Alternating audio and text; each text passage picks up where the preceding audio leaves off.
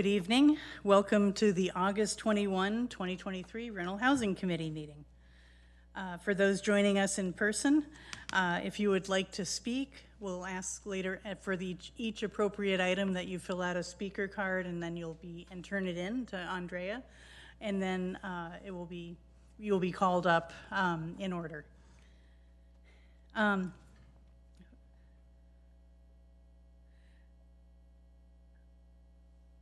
Okay. Additionally, so there's that part. And then some people may also choose to speak who are joining us online at the appropriate agenda time, and instructions for that are on the agenda. Raise hand in Zoom is the way to be called on. So our meeting is called to order. Andrea, can I say 6:59? 7 o'clock. Okay, very good. Our meeting is called to order at 7 o'clock. And next is our roll call. Andrea? I'll begin with Committee Member Brown. Here. Committee Member Madsen. Present. Committee Member Ma. Here. Committee Member Cox. Here. Vice Chair Rosas is absent. Chair Keating. Here. Thank you. We do not have a closed session report, so we'll now move to agenda item 4, our consent calendar. So these items will be approved in one motion, unless any member of the committee wishes to remove an item, or I could say the item. The purpose of the consent calendar is to help us move along efficiently and quickly. Would any member of the committee like to pull an item? Okay. Is there any comment on the consent calendar from the public? Okay, and can we have a motion on the consent calendar? Committee Member Cox? I make a motion to adopt the consent calendar. Okay, sorry. I make a motion to adopt the consent calendar, in particular item 4.1, approve the minutes for the June 12, 2023 RHC meeting. Second. Thank you. All in favor? Aye. Oh, wait, should we do this with a roll call? I'm sorry. Andrea, go ahead. All right, we'll begin with Committee Member Brown. Yes. Committee Member Madison. Aye. Committee Member Ma. Aye. Committee Member Cox. Aye. Chair Keating. Aye. Motion passes unanimously. Okay. Our next item is oral communications. We now open the meeting for oral communication from the public. This portion of the meeting is reserved for persons wishing to address the committee on any matter not on the agenda. Speakers are allowed to speak for any topic up to 3 minutes during this section. State law prohibits the committee from acting on non-agenda items. Are there any members of the public in person or online who would like to provide comment on a non-agenda item? We're seeing no members wishing. Is that correct, Andrea? Okay. So we can close oral communications. So now we're moving on to our appeals.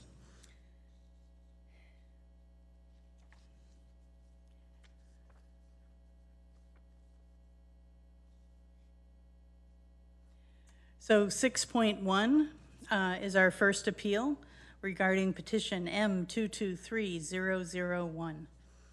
The Rental Housing Committee, in hearing the appeal, is acting in a quasi-judicial fashion and will conduct the hearing in accordance with those standards. So I have quite a set of instructions that I need to read to all of us.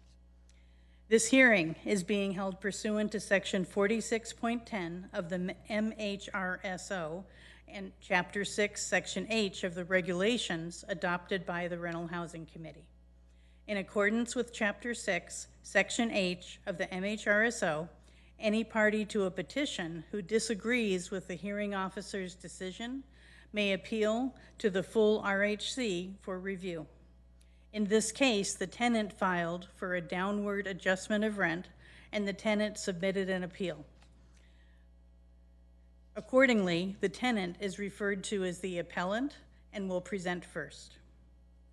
The hearing will be conducted in accordance with the procedures set forth in Chapter 6 of the regulations. The RHC will first take comment from any member of the public who is not a party to the petition who wishes to speak on the matter. Comments are limited to 3 minutes.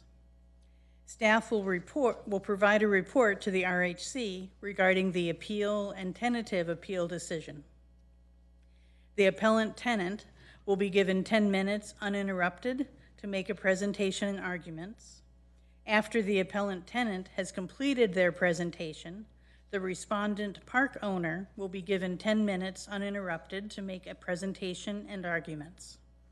If there is more than one petitioner that wishes to address the RHC, the petitioners must collectively determine how to allocate the 10 minutes amongst themselves. Upon conclusion of both presentations, each party will be given up to 5 minutes for a rebuttal, with the appellant tenant presenting rebuttal first. Upon conclusion of the party's rebuttal, the RHC members will be given a chance to ask questions of staff first, and then of the appellant and the respondent. The RHC will then deliberate and make its decision.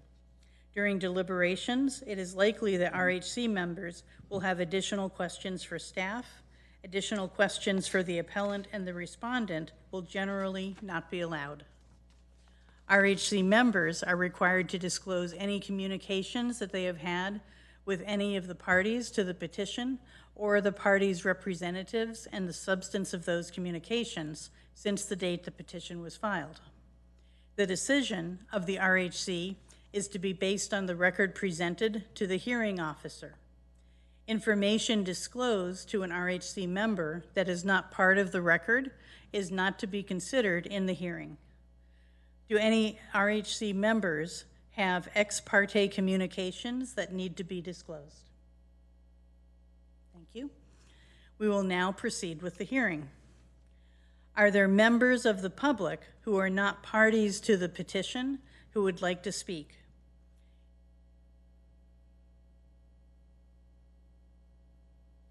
We're not seeing any. Agree, Andrea? Thank you. And our next part of this process for the appeal is a staff presentation. Thank you. Okay, so purpose of this agenda item is to consider the tentative appeal decision that was provided by staff and to either accept the tentative appeal decision or modify the tentative appeal decision with instructions to staff, citing appropriate evidence in the record to support those changes. So just a summary, we're going to go over the process, the decision process for the Rental Housing Committee. This is all of yours. First appeal hearing and the first appeal hearing actually for the MHRSO as well. So we figured a refresher would be helpful. And then we will talk a little bit about the schedule for the appeal hearing, which Edie has covered. And then finally get into the petition appeal summary. Slide, please. So the role of the Rental Housing Committee in this appeal, for questions of law, the Rental Housing Committee must exercise its independent judgment. So these are going to be questions about how a statute should be interpreted, how it should be applied, and this is called de novo review. It means that you don't give any deference to how the hearing officer came to their conclusion. You exercise your own discretion with regard to questions of law. For questions of fact, the role of the Rental Housing Committee is to determine whether or not each of the appealed elements of the hearing officer's decision is supported by substantial evidence. So you are not reweighing evidence or relitigating the issues. The appeal is based on the record submitted to the hearing officer. There's no new evidence that will be entered. And this does not mean that you have to come to the same conclusions as the hearing officer. You can find that their conclusions of fact were not supported by substantial evidence. So this is a little bit confusing because we just talked about a de novo review, but there's also something called a de novo hearing, which means that you would be conducting a new formal hearing. It would essentially be you having a new trial or a new hearing on the petition. This would require significant time to prepare for the Rental Housing Committee, and it is not staff's recommendation that you do a de novo hearing tonight. The issues that are raised on appeal relate to procedural questions and questions of legal application. The facts are largely not at dispute here, so it does not make sense, and staff does not recommend doing a de novo hearing. So the scope of the decision. The petition defines the scope of the hearing officer's decision, while the appeals of the hearing officer's decision limits the scope of the Rental Housing Committee's review on appeal. That means that you cannot go beyond what was in the hearing officer's decision in this appeal hearing. Slide.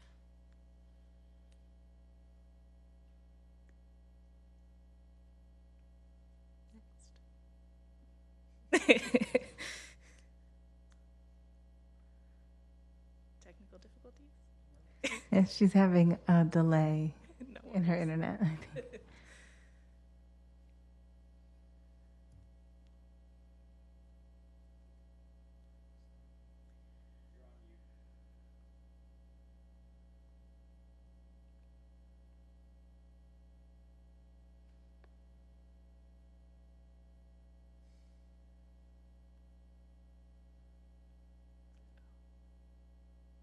Oh, can you hear us now?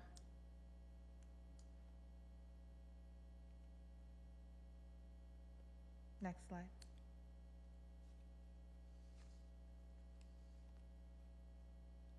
We were unable to hear anything to do with this slide for everyone who's online.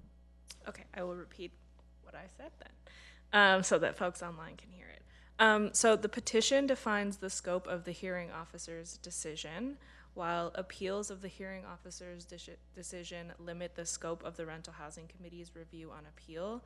That means that in this appeal, you cannot go beyond anything that was in the hearing officer's decision. So this is just the decision process and the various possibilities. So a petition is filed, there is a decision. We're now at the stage where there's been an appeal. You could remand if there are outstanding questions that you would like the hearing officer to address or to gather additional evidence on, or you can affirm or modify the tentative appeal decision that was issued. And once the tentative, if you affirm or modify the tentative appeal decision, that becomes the final decision unless one of the parties files a writ to the Superior Court and challenges it. So the chair went through this in depth, so I won't spend too much time on it, but each of the appellant and respondent will have time both for presentation and rebuttal, and then you will have time for questions to staff as well as to the appellant and the respondent, and then time for deliberations and to make a decision on the tentative appeal decision. All right, so getting into the substantive piece of this. So this appeal arises out of a petition filed by a tenant of a mobile home, and the petition was for a downward adjustment of rent. The downward adjustment of rent was requested for unlawful rent based on two theories. The first is that the landlord failed to roll back the rent upon the effective date of the mobile home rent stabilization ordinance. And second, that the landlord unlawfully increased the rent by imposing the annual general adjustment on the wrong base rent, and the wrong base rent meaning that concessions should have been included in the landlord's determination of what the base rent was, but were not. So this is a summary of the timeline of the petition. This is just here to give you a sense of how long this has been going on. We can go to the next slide. So a summary of the hearing officer's decision. The hearing officer concluded that the petitioner's base rent is $3,595 because the rent in effect on March 16th, 2021 is the rent in their lease agreement, not the rent they paid. The hearing officer also determined that petitioners were not entitled to a rent rollback or refund because their rent on the effective date of the MHRSO was the same as on March 16th, 2021. And finally, the hearing officer determined that the respondent properly increased petitioners' rent in December 2022, and their current monthly rent is $3,774.75. So the petitioner, or the appellant tenants, raised 4 issues on appeal. First, that the hearing officer erred in deciding their base rent was $3,595 because the base rent for tenancies commencing on or before March 16th, 2021 is the amount of rent actually paid, not the rent as stated in their lease agreement. 2, the hearing officer improperly held that the petitioners, or appellants, were not entitled to a rent rollback because the rent they were paying on the effective date of the MHRSO exceeded their base rent. 3, the hearing officer erred in holding that the rent increase imposed in December 2022 was valid. Sorry, there's some words missing there. And petitioner's current rent is $3,775 because she based her decision on the incorrect base rent, and that based on all of the foregoing, the hearing officer erroneously held that the petitioners were not entitled to a rent refund for all amounts overpaid since November 16th, 2021. So the tentative appeal decision upholds the hearing officer's decision in its entirety.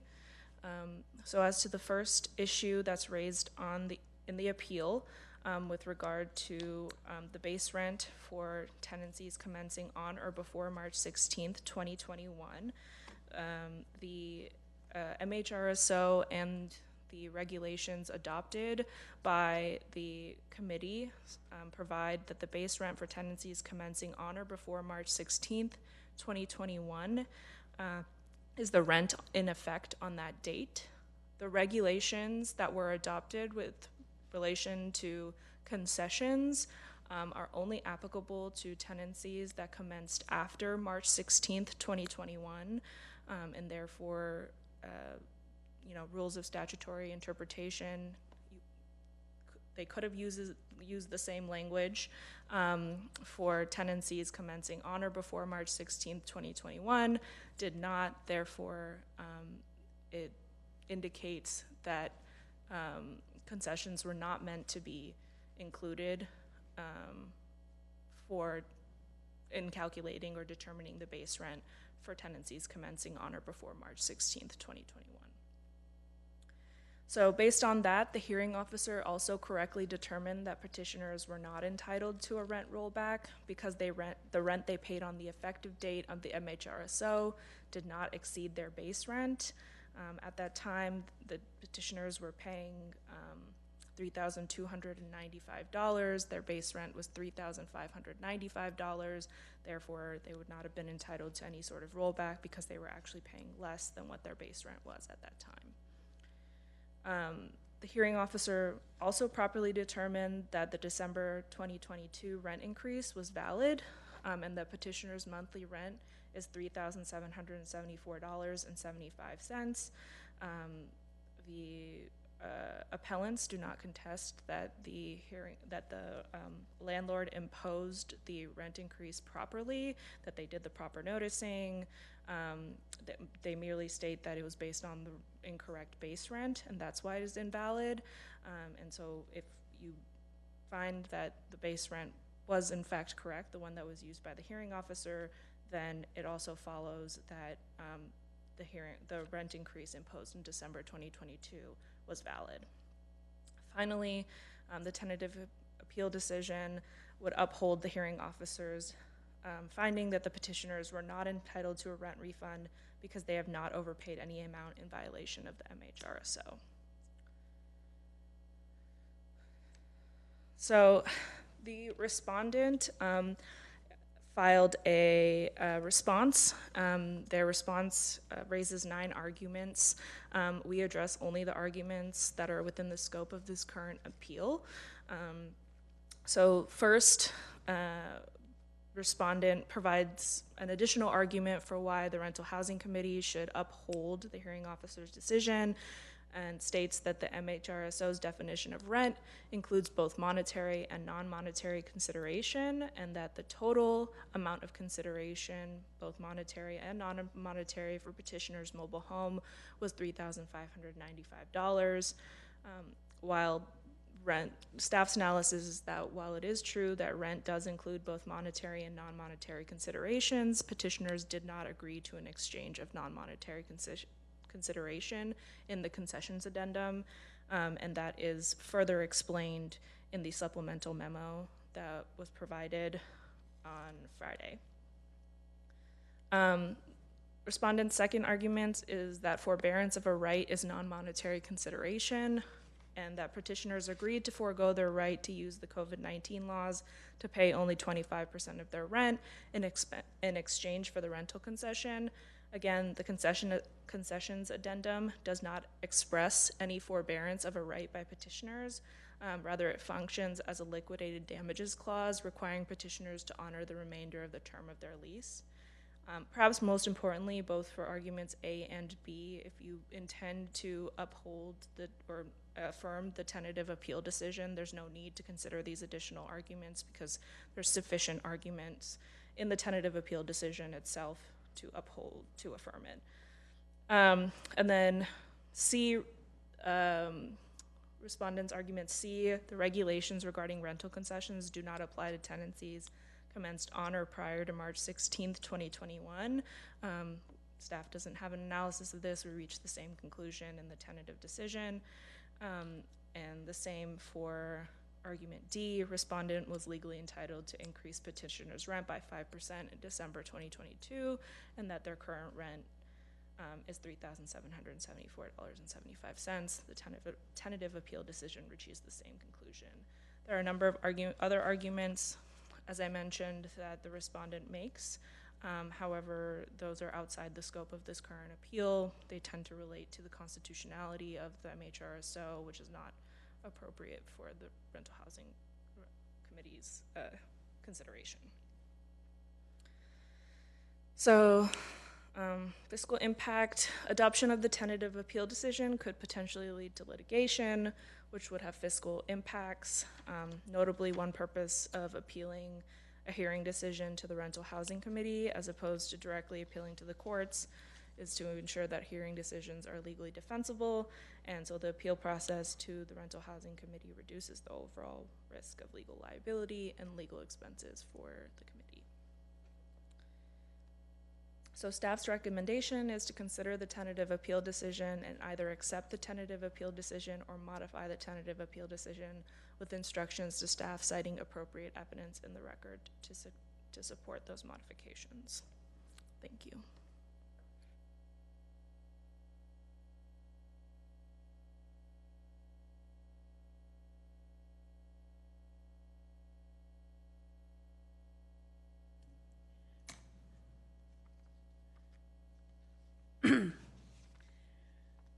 So we're now ready to hear the appellant tenant presentation.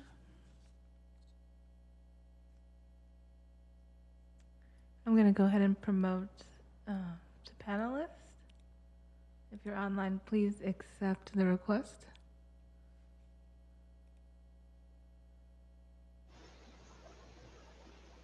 Hello, can you hear me? We can. All right. Should I start, or how does it work? I think we're ready for, we be doing a timer, Andrea? And then we're ready for you to begin.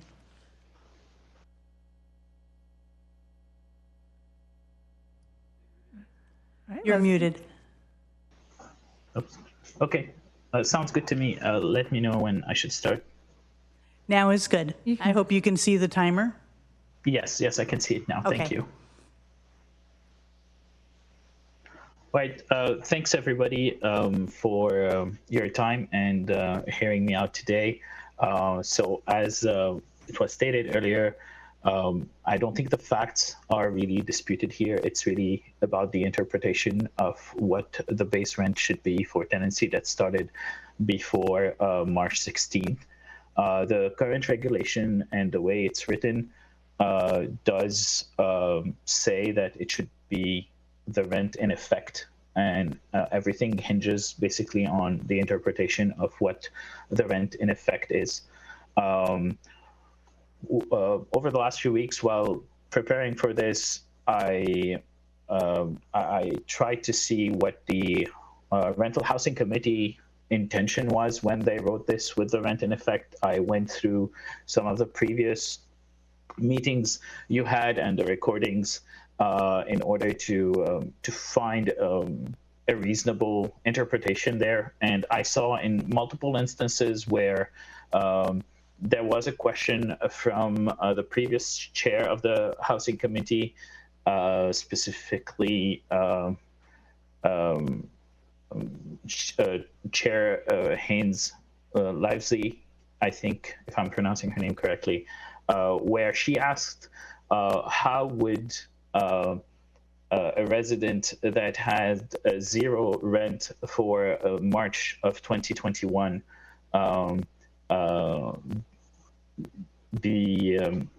how the rent of a resident who had zero rent for that month be considered, or what would their rent in effect be? And I believe the answer was that since the regulation only states that it's the base rent in effect, it will require more clarification in order to define what the base rent in effect, and not come to a conclusion that the $0 rent is indeed the rent in effect. The answer from the lawyer at the time wasn't to the rental housing committee, and the assumption from the rental housing committee did not say that they came to the conclusion that the $0 is the rent because they were assuming that it is the rent paid, and this creates a corner case for a $0 rent. So that's one way that they interpreted it, which was the rent paid was $0. This creates a corner case. We need regulation in order to address that. In my case, luckily, it's much easier than that. This is not a corner case. I did pay the same rent for a period of 11 out of the 12 months. So my interpretation of the rent in effect is the rent I actually paid. If we consider the rent in effect to be the rent, the pre-concession rent, this is a rent I only paid once in a period of 24 months. So I don't see how that could be considered to be in effect when it was only paid once. Furthermore, there was other interactions with the rental housing committee where the rental housing committee tried to make a distinction between concessions that were given for 1 month or 2 months and concessions that were given for the entirety or the large portion of a lease. And my current case does fall into the latter. So that interpretation, that distinction should be taken into consideration here. Thirdly, in the hearing officer own interpretation of their decision, when they wrote a phrase where they said the effective rent on October 28, 2021, and the way they interpreted the effective rent was the rent paid on that date. So again, this is another interpretation of the effective rent being the rent paid that has just been glossed over. And thirdly, in the MHRSO documentation and the appeal forms provided, there is there is a section that or check boxes that when finding the form we're required to select in order to explain what type of appeal or what type of petition we're filing. And in the forms itself, it does say that as of March 2021, the spaces subject to rent rollback must equal the rent charge on March 16 of 2021. So again, this is another interpretation of rent in effect being rent charged. So my point is that the Rental Housing Committee, the forms provided online, previous interactions, even the hearing officer themselves at given certain points in time clearly interpreted the rent in effect to be the rent charge. So I believe my interpretation of the rent charge is the reasonable one and the most logical one, since it's actually the rent paid. The other number, the pre-concession rent, was never paid, and considering it the rent charge, considering it to be the actual pre-concession rent to be the rent in effect, it was really not in effect because it was not paid during that period. So that's what I had to say, and there's a lot of other facts that I'm not going to waste everybody's time in reiterating. But if you have any other questions for me, I'm happy to answer them.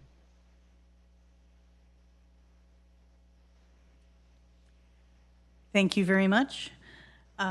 We have opportunities a little bit later in our agenda to ask questions if we have any. Thank you for your presentation. So now we are ready for the respondent park owner's address.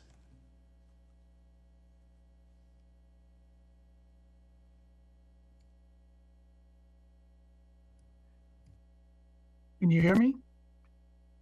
Yes, Can you see me too? we cannot see you. Okay. All right. So my name is Anthony Rodriguez. I'm the attorney for the park owner. First of all, I'd like to object to the extent that most of the appellant's discussion involved evidence that was not in the record. He's gone outside of the record after the appeal to tell you a bunch of things that were not part of the hearing and that I've never heard before. That being said, the park owner agrees with the tentative decision to the extent it finds that the regulations regarding concessions do not apply to tenancies commenced before March 16th, 2021. And it's very clear when you just look at the resolution itself, which is in the record. There's one section C-1, that deals with tenancies commencing before March 16th, 2021, and a separate section for tenancies commencing after that date. And the entire part of the resolution dealing with concessions is only in the part of the ordinance dealing with tenancies commencing after March 16th of 2021. So as the staff report correctly notes, under the rules of statutory construction, you cannot infer part 2 of the guidelines into part 1 of the guidelines. There is no concession guideline for tenancies commencing before March 16th of 2021. But although the park owner, agrees with that part of the decision, the park owner strenuously disagrees with the staff's claim that the definition of rent in the rent control ordinance does not apply to this case. The definition of rent supersedes the guidelines. The rent committee cannot do something contrary to the ordinance. And the ordinance specifically says that rent includes non-monetary and monetary consideration. So wherever you see the word rent, it means both monetary and non-monetary consideration. So for example, something that's very common in the mobile home park industry, and I'm assuming in the apartment industry as well. I've been doing mobile home park law for 38 years, mobile home rent control for 38 years. And you see this all the time, that park owners will have tenants do chores around the park, especially tenants in need who really can't make their rent. And so the park owner might say, well, if you close down the clubhouse every month, your rent's $3,000. We'll give you $1,000 per month rent credit. So you only pay cash money of $2,000, and you supply other consideration like closing down the clubhouse or closing down the swimming pool at night, worth $1,000. So the park owner's getting $3,000 worth of value, even though the park owner's only getting $2,000 worth of cash. And that's exactly what happened in this case. The park owner saw during the middle of the COVID-19 pandemic that lots of tenants didn't have money, lots of tenants were moving, the amenities at the park were shut down, so the tenants weren't getting their money's worth, so to speak, but the state had enacted a law saying that park owners could not be punished or suffer a rent reduction because amenities were shut down. But as the evidence showed, the amenities were shut down at this park and all the parks basically in California. The swimming pool was shut down, the clubhouse was shut down, the gymnasium was shut down, basically everything was shut down, even the office was shut down.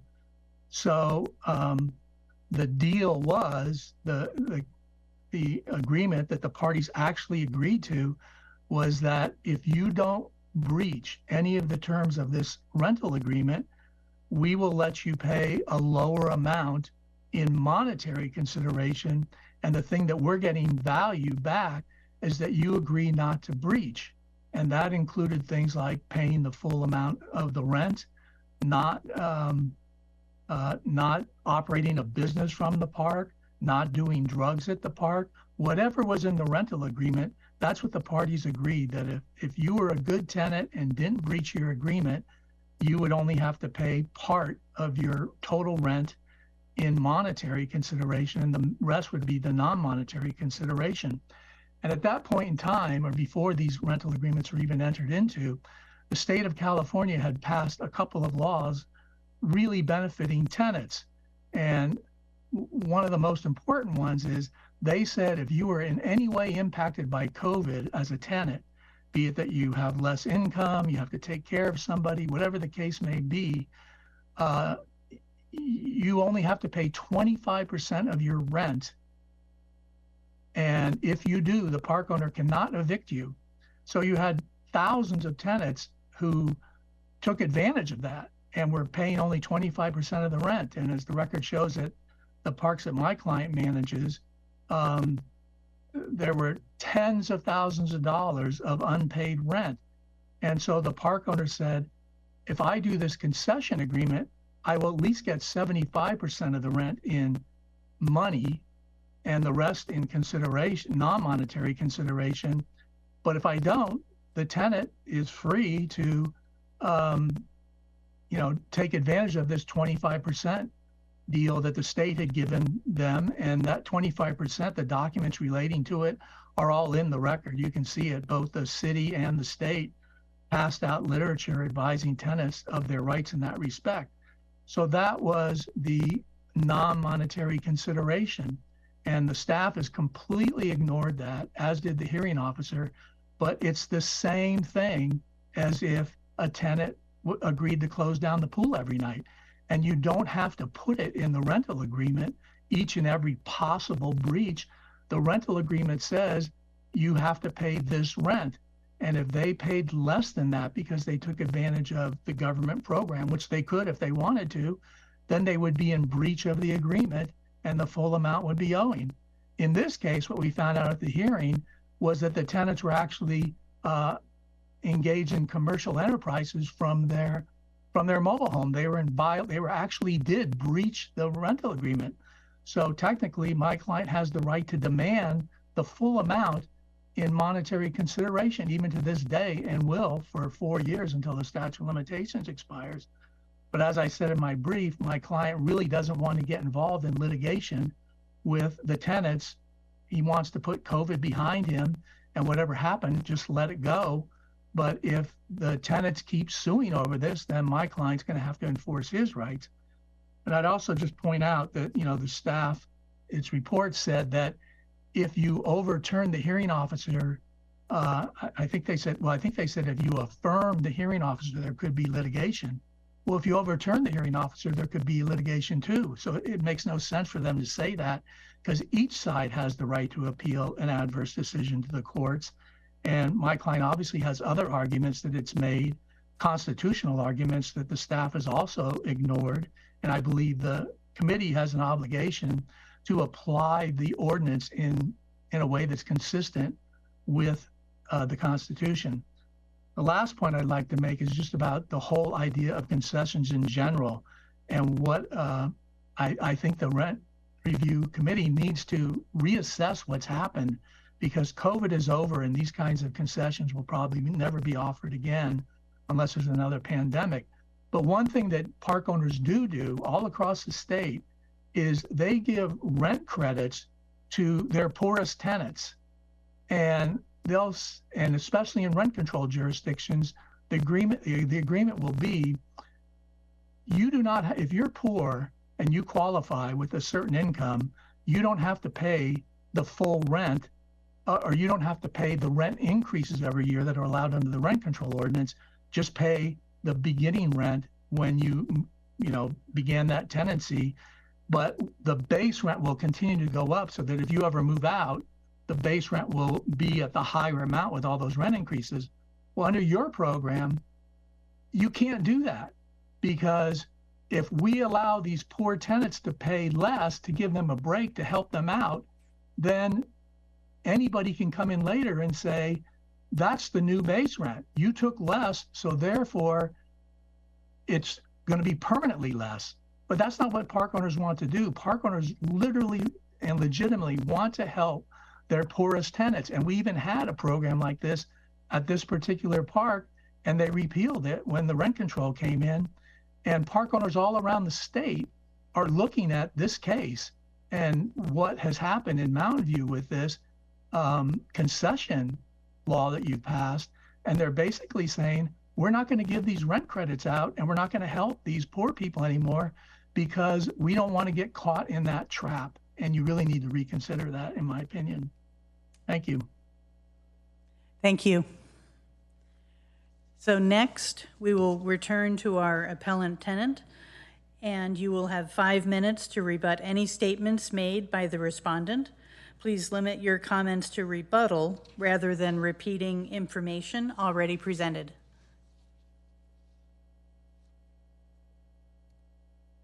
Okay, thank you.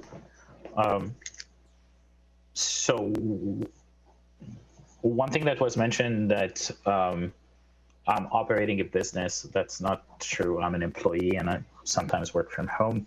That's not operating a business. The other thing I want to touch on is the concept of these concessions being non-monetary compensations and all that. Effectively, what these concessions are doing is just circumventing what the real market rent is for the unit during the pandemic, because nobody would rent it at the rent that was advertised, and concessions were offered to reduce that amount. That's an obvious and clear tactic that is being used here, and I hope that the housing committee can see through this.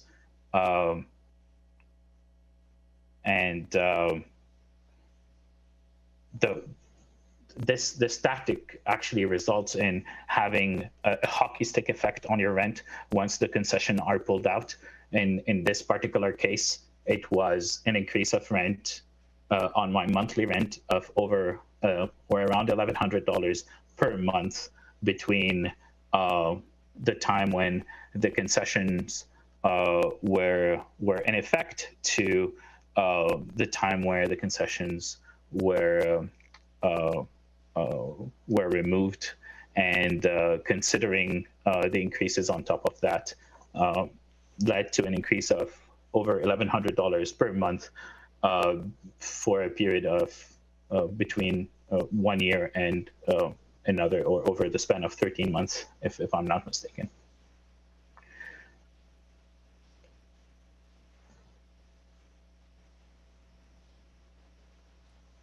Thank you. Are you complete with your comments? Yes, Thank you. thank you. We'll now return to the respondent park owner, and you have 5 minutes to rebut any statements made by the appellant. Please limit your comments to rebuttal rather than repeating information already presented. Okay. So the rental agreement and the rules and regulations of the park both say no commercial or business activity of any kind is allowed in the park. And that includes whether you work for somebody else or work for yourself. It's not limited to businesses that you own. It's no business activity. And it's very important to park owners to do that for a lot of reasons. One of the reasons is insurance, that in some insurance companies won't insure park owners if businesses are being operated. Another one is that when people operate businesses in their home or work at their home, they increase the risk for the park owner. They increase the utilities and wear and tear on the unit. But probably most important of all is that if they invite other people to come and work with them, or customers or clients or anything like that, the Americans with Disabilities Act kicks in, and then each mobile home would have to become compliant with the ADA, which would mean that you would have to get wheelchair ramps, accessible bathrooms, and doorways wide enough for wheelchairs to go in, parking in front of the mobile home that was handicap accessible. So, you know, if you have 300 mobile homes in the park and you have 100 people breaking the rules and operating businesses or working or just having any kind of commercial activity, that increases the exposure not only for the park owner, but for the tenant under the ADA. And that's why most park owners do not allow any commercial activity in their parks, because the ADA only applies to something that's open to the general public. It does not apply to residential communities. The Federal Fair Housing Act applies to residential communities. And under the Federal Fair Housing Act, park owners or landlords in general don't have to make any physical changes to the tenant's unit. The tenant can make changes if they want to at their expense. So if the tenant wants to put in a wheelchair ramp, they can, or a grab bar in the shower, they can. But the park owner is not required to do that. And that's federal law across the United States. So that's a huge issue that cannot be swept under the carpet, because both him and his partner are working, or at least were working at one point in the mobile home as far as we can tell, and he admitted that he did himself. The other thing that is absolutely critical is that he says it was some kind of effort to circumvent rent control, but he entered into this agreement 10 months before rent control was adopted. There was no rent control, and he voluntarily agreed to go from a smaller, less desirable unit to a much larger, more desirable unit with higher rent. And there were no concessions. There was nothing that he was going to get from a rent control ordinance, because it didn't exist at the time. And obviously the park owner didn't know there would be rent control. The tenant didn't know there would be rent control. They didn't know there would be a guideline that came even later after that dealing with concessions. None of that was known at the time. So it's impossible for him to argue that this was some attempt to circumvent rent control. Simply not the case. He had the opportunity to sign that agreement or not sign that agreement, stay in his old house or move to the new house. He could have moved out of the park. He could have done all sorts of things. But to say that the only issue is what was the market rent for these homes during COVID is just wrong, because lots of people were paying rent and didn't have a concession agreement. Hundreds of them were doing that. So it was only a small percentage of the people that got these concession agreements. People were willing to pay, but some people were upset because the amenities had been shut down. They just had been shut down. Other people had just been laid off, and they just didn't have the money. So there was all kinds of reasons why the park owner was willing to enter into these concession agreements. And of course, as I said earlier, the 25% rule, where the tenants could literally just say, I'm impacted by COVID, I'm only going to pay 25%, you can't evict me. And that could go on for 2 or 3 years. And as we saw in the evidence, if you read the evidence, I don't know if you've looked at the entire record, but we had some tenants at these parks that literally didn't pay over $50,000 worth of rent. The total was hundreds of thousands of dollars of unpaid rent. And that's what the park owner was trying to get, at least some of the rent through these agreements in cash. Thank you. Thank you. So now we're back to the commission, to the committee, and do we have questions for staff? Committee Member Cox. Yeah, so this way? Okay. I'm trying to think which staff is going to answer me. Okay, my first question is that I'd like you to comment on the statements made by the appellant, okay, about rental housing committee meetings that he listened to, and whether or not you believe that in previous rental housing committee meetings there was some kind of intention that the rent be other than what the rent is in the lease. And in particular, do you know whether he's referring to the mobile home ordinance in particular, or he's really referring to the CSFRA? So the respondent is correct that that information that was introduced by the appellant is outside the scope of what the evidence that was collected by the hearing officer, and you have to make your decision based on the information that the hearing officer collected in the record. So we cannot comment on that because it's outside the scope of this appeal. Other questions for staff? Here, Commissioner Madison, thank you. Thank you, Chair Keating. Sorry, everyone. Best. So, interestingly enough, the appellant had mentioned that they had paid rent on that was stated in the lease agreement once. With the arguments that were raised about the concessions and the rent in effect actually being the rent that he actually paid, in your opinion, would that override the rent that was listed in the lease agreement? So as the tentative appeal decision lays out, the same language is not used in those two sections of the regulations. So there was no intent from the language that's on the sheet. We cannot infer the intent that rent in effect was meant to be the rent that was actually paid, whereas both in the MHRSO as well as in the regulations, there's actually a statement that the initial rental rate is the amount of rent actually paid by the tenant. So that language is in both the MHRSO, the ordinance itself, as well as in the regulations. It is not in the language for tenancies commencing before or on March 16th. And whoever the drafters were could have very easily mirrored that language if they intended it to be the rent that was actually paid by the tenant.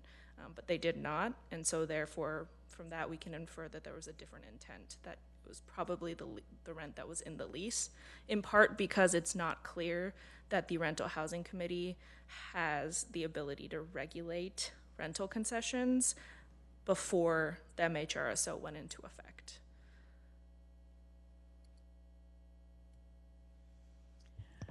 I'd like to ask another question. I want to make sure I'm understanding something, and I don't think we've covered this in tonight's meeting yet, but I'm remembering it from perhaps the tentative decision or the staff report. And our job in bringing logic to this appeal and making a decision is not how we would have ruled if we were the hearing officer, but did the hearing officer make a reasonable decision? Is that correct? So on this question of whether rent in effect means the rent in the lease or the rent that was actually paid by the tenant, that's a question of law. And so you don't have to take what the hearing officer did into consideration. You can exercise your independent judgment on that. Having said that, staff's recommendation is still to basically find what the hearing officer did, because it's what makes the most sense based on the language in the MHRSO and in the regulations. And can I just add, it also adheres to the rules of statutory construction. So it does conform to how a court would look at these two definitions. Committee Member Cox?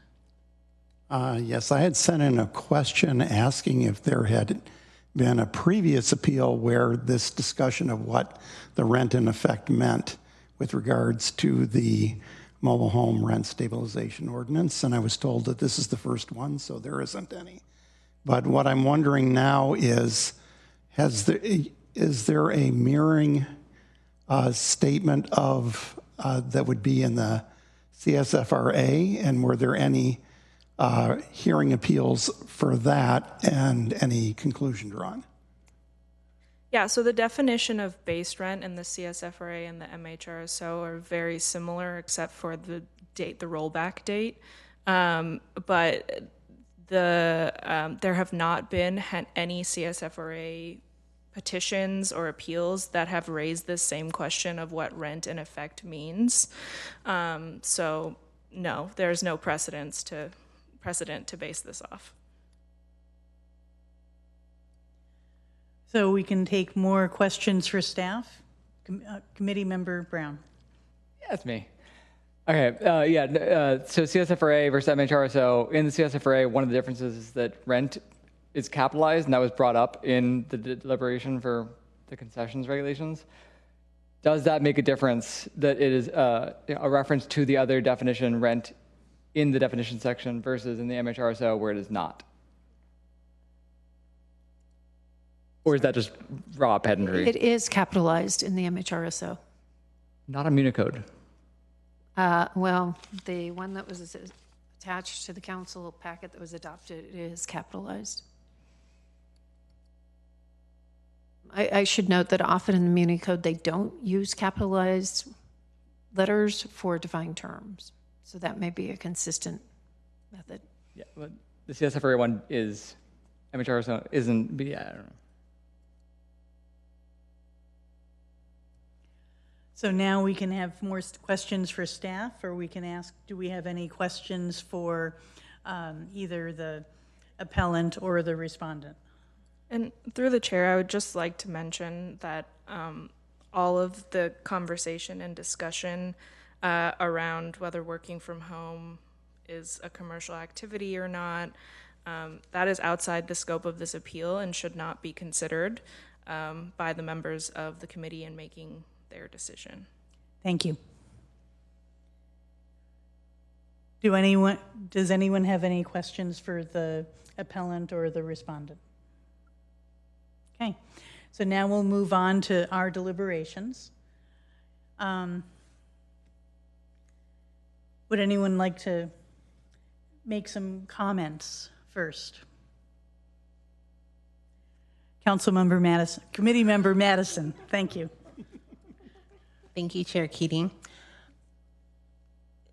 I hesitate to adopt the appellant's argument that they are trying to make. My concern is that the appellant is trying to get us to ignore the original lease agreement that they had formed and already had made a payment towards, thus acknowledging its validity.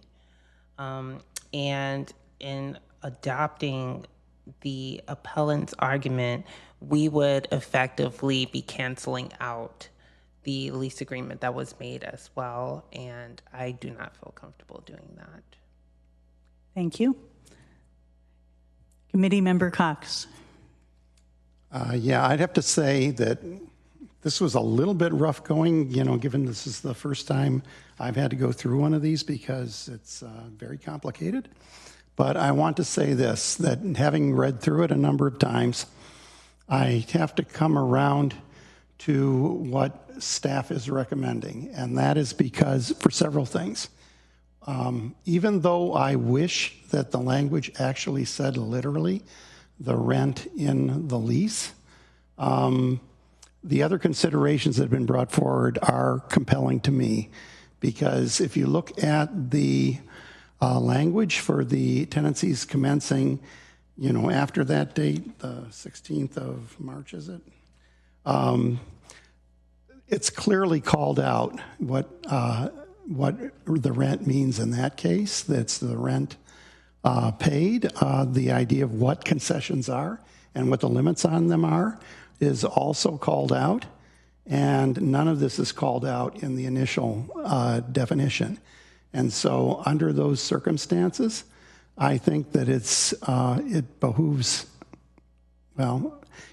me anyway to adopt, the simplest and most plain definition of what rent might mean in this case. And so I take it to be the rent in the lease, because if rent was always just rent paid, the homeowners would never come out with this idea of having to categorize things as rent concessions, work done in lieu of rent and all this kind of thing like that, because they clearly know that they're doing this because there are different ways they expect this to be treated, and also that it has different consequences with respect to the rent control legislation.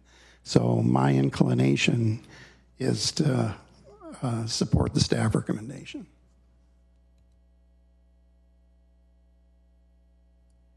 Committee Member Madison. Thank you. And just to add on to Committee Member Cox's argument, COVID-19 have presented extraordinary circumstances in which a lot of entities were forced to make temporary modifications to how they do things. These temporary modifications are not meant to be permanent, nor were they interpreted to be permanent. They do not replace the original obligations that we make. And now that we are starting to exit the COVID-19 pandemic, we must keep in mind that the original agreements that are made must still be honored. Committee Member Ma. Yes, I'm concurring with the members who have been spoken. I think we're only given the powers that council gave us in this ordinance. The date, the text is direct from a body we cannot influence at this moment, so I'm deferring to staff on this. So would you like Committee Member Brown? What Kevin said. I'll add my own comments of the language is different between the two time frames, and that's persuasive to me as described in the proposed tentative decision. So what's the motion that we need? Just be to affirm the tentative appeal decision. Okay. Committee Member Ma. I move to accept the tentative appeal decision as is. Second. Thank you. And can we have a roll call? We'll begin with Committee Member Brown. Yes. Committee Member Madison. Aye. Committee Member Ma. Aye. Committee Member Cox. Yes. Chair Keating. Yes. The motion passes unanimously. Thank you. Okay. And now we have another appeal-related item. I just want to mention for the public, if you need Spanish translation, please go see Espe in the back. She has translation devices. Can you say that in Spanish? No. Neither can I.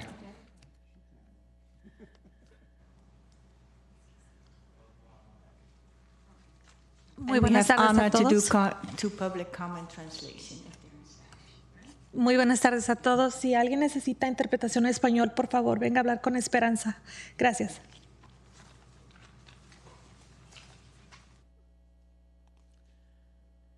Okay.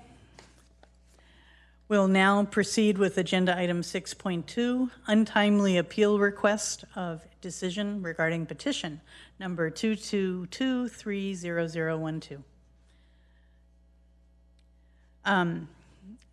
So for this, we'll be asking a similar appeal question, but it's not an appeal at this point. We'll be considering, should we move ahead with this appeal? Are there members of the public who are not part of the petition who would like to speak? Okay. And there is a staff presentation. Thank you. You'll be hearing a lot from me tonight, so apologies. So the purpose of this item is to receive information and evidence from the petitioner and respondent about the untimely appeal request by respondent landlord of hearing officer's decision issued on February 22nd, 2023, and petition, I think this is the wrong number. Sorry, is this? Yeah, okay. Sorry, it's 21220016, and deny the untimely appeal request due to lack of good cause. Next slide.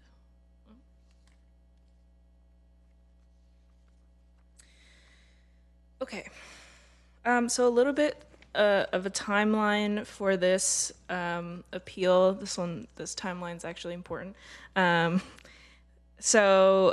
This petition was filed in October of 2022. The hearing was held on December 1st, 2022, and the hearing record was closed on that date. A notice of the hearing officer's decision, along with an appeal request form, was sent to the parties on February 28th, 2023. Notice of final decision was sent to the parties on April 6th, 2023. And that is sent after 10 days, the 10-day period for petitions, to appeal petitions lapses. On May 3rd, 2023, the respondent, the landlord, emailed written correspondent to a senior management analyst with the program. On May 4th, 2023, that staff member responded to the respondent with further information about untimely appeals. On May 30th, 2023, the respondent met with staff to discuss the appeal process and provide documentation of repairs for code enforcement. On June 12th, 2023, the respondent again emailed staff for clarification on how to file the appeal request. The same day, staff responded with the submittal information. On July 17th, the respondent once again emailed staff for clarification on how to file the appeal request. The next day, staff responded with the information referencing the June 12th correspondence. And then finally, on July 25th, 2023, the landlord submitted a request for appeal to the Rental Housing Committee. So that's almost 6 months after the hearing decision was issued. Or 5 months, sorry, I can't. So both the federal and state constitutions require the government to afford people due process before depriving them of life, liberty, or property. The fundamentals of due process, which extend to administrative adjudications, which RHC appeals are adequate notice and an opportunity to be heard before a fair and impartial hearing body. Administrative adjudications are quasi-judicial proceedings, which again, the appeals before the Rental Housing Committee involve the application of a rule or a standard to the specific facts of an individual case to determine specific rights or take specific actions under existing law. And so, as I mentioned, hearings on petitions as well as subsequent appeals of the hearing officer's decisions are quasi-judicial proceedings requiring a guarantee of due process, which means at the very least adequate notice and an opportunity to be heard before a fair and impartial hearing body. Next slide. So the CSFRA regulations provide that any party to a petition may appeal a hearing officer's decision by submitting a request to appeal to the Rental Housing Committee. If neither party requests an appeal within 10 days after service of the decision will be considered final. The Rental Housing Committee has the authority to accept late appeals upon finding that the untimely appeal request is supported by good cause and postponement serves the interests of justice. The Rental Housing Committee is required to decide whether or not to accept an untimely appeal at a regularly scheduled meeting. The parties may make an oral argument not to exceed 5 minutes per party, and they may present any documentary evidence supporting their position. Slide. So some factors that the Rental Housing Committee may, but is not limited to considering when deciding whether or not to accept an untimely appeal is whether the respondent received adequate notice of the hearing officer's decision and the consequences of the failure to appeal in a timely manner, whether the respondent took ordinary care and prudence to file the appeal in a timely manner, whether conditions outside of the respondent's control prevented the respondent from timely filing the appeal, whether the delay in filing the appeal has unfairly prejudiced or unduly burdened the petitioner, and whether granting or denying the late filing would deprive either party of their due process rights. The Rental Housing Committee need not and should not consider the substantive issues raised by or the likelihood of success of the appeal in determining whether to accept the appeal.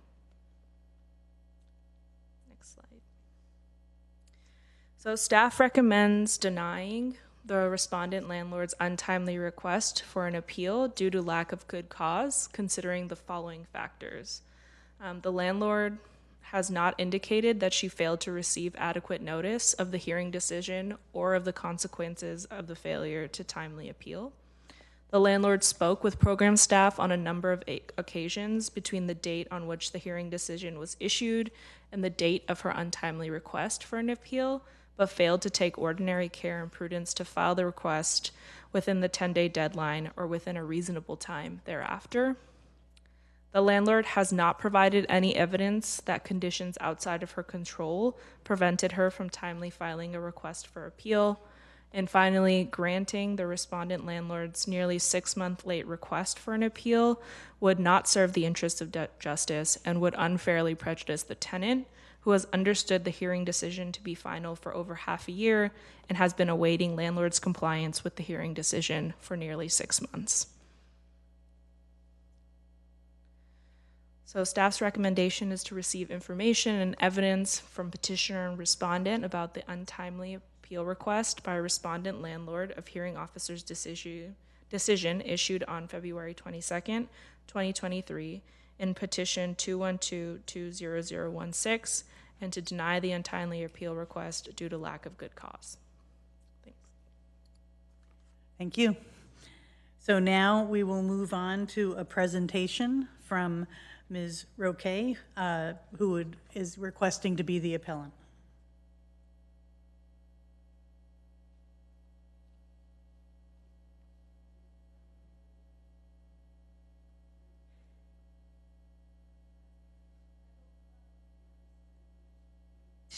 Because I read it. Yeah. Okay. My name is Guadalupe Roque. I'm an owner of the 1826 Hayden. I'm responsible for keeping the rental in a good condition repairs. Over the years, I have successfully met these requirements for my tenants in number 2 and 3. Unfortunately, it has been difficult over the years to maintain the same positive relationship with the petitioner in Unit 1. The petitioner has requested repairs need, but has not been cooperate or allowed timeless by the contract to perform a repair. When the city of Mountain View ruled in favor of the petitioner, I did not understand the appeal process. I assumed that once the government decided, we must accept it and follow the orders. Therefore, I commit to repairing, and I desperate the petition lack to cooperation. When I learned from the city staff about the 10 days appeal period and timeless, I appeal opportunity was still under the impression that I was under the impression that the decision was already made without options. Eventually, I was encouraged by a friend to appeal the decision of the hearing examiner. For the following, the petitioner has not paid full rent. It's not since the pandemic, it's before the pandemic. And since June 22, I haven't get any rent. I have made repairs, but the petitioner continued to stay there. They need more repairs. I have no reason to believe that the petitioner will be resumed to pay rent in September 23 is when she's supposed to pay, but I don't think so because she always like finds a little hole in the apartment, and call the fire department too. So they here, I don't think they pay during the hearing decision for call. Yes, when I have a heater for 3 units, and then the same heater is served the 3 units, and nobody complains till I said that I wanted to give eviction because no, I don't get rent. I finished my savings. I finished everything. I don't get any money, so I filed for eviction. Then they went to complain for the Mountain View City to lower the rent. So I filed for eviction to lower the rent. So the city, the city said they don't pay $25,000, so I have to not work. I've been working 2 jobs, but I keep working 2 jobs. And the worst thing is that she was people that I know, and then the person who fixed things, like the person who fixed this stuff, the person. They fix it, and then like 3 months after, the same hole is open. They changed the thing, the stuff thing 3 times, 3 times. So I don't know if they don't do a good job, but the other apartments they fix it once and they last long time, and this one, no. Always issues, and they have all pictures they show to rental to the. If you don't understand me, then she can translate it because I just wrote it, yeah. But it's hard for me because I've been working for and I'm proud. Okay. Yeah. Okay. Sorry. I think we did understand you. Thank you. Yeah. Appreciate it. So our next speaker will be the respondent tenant.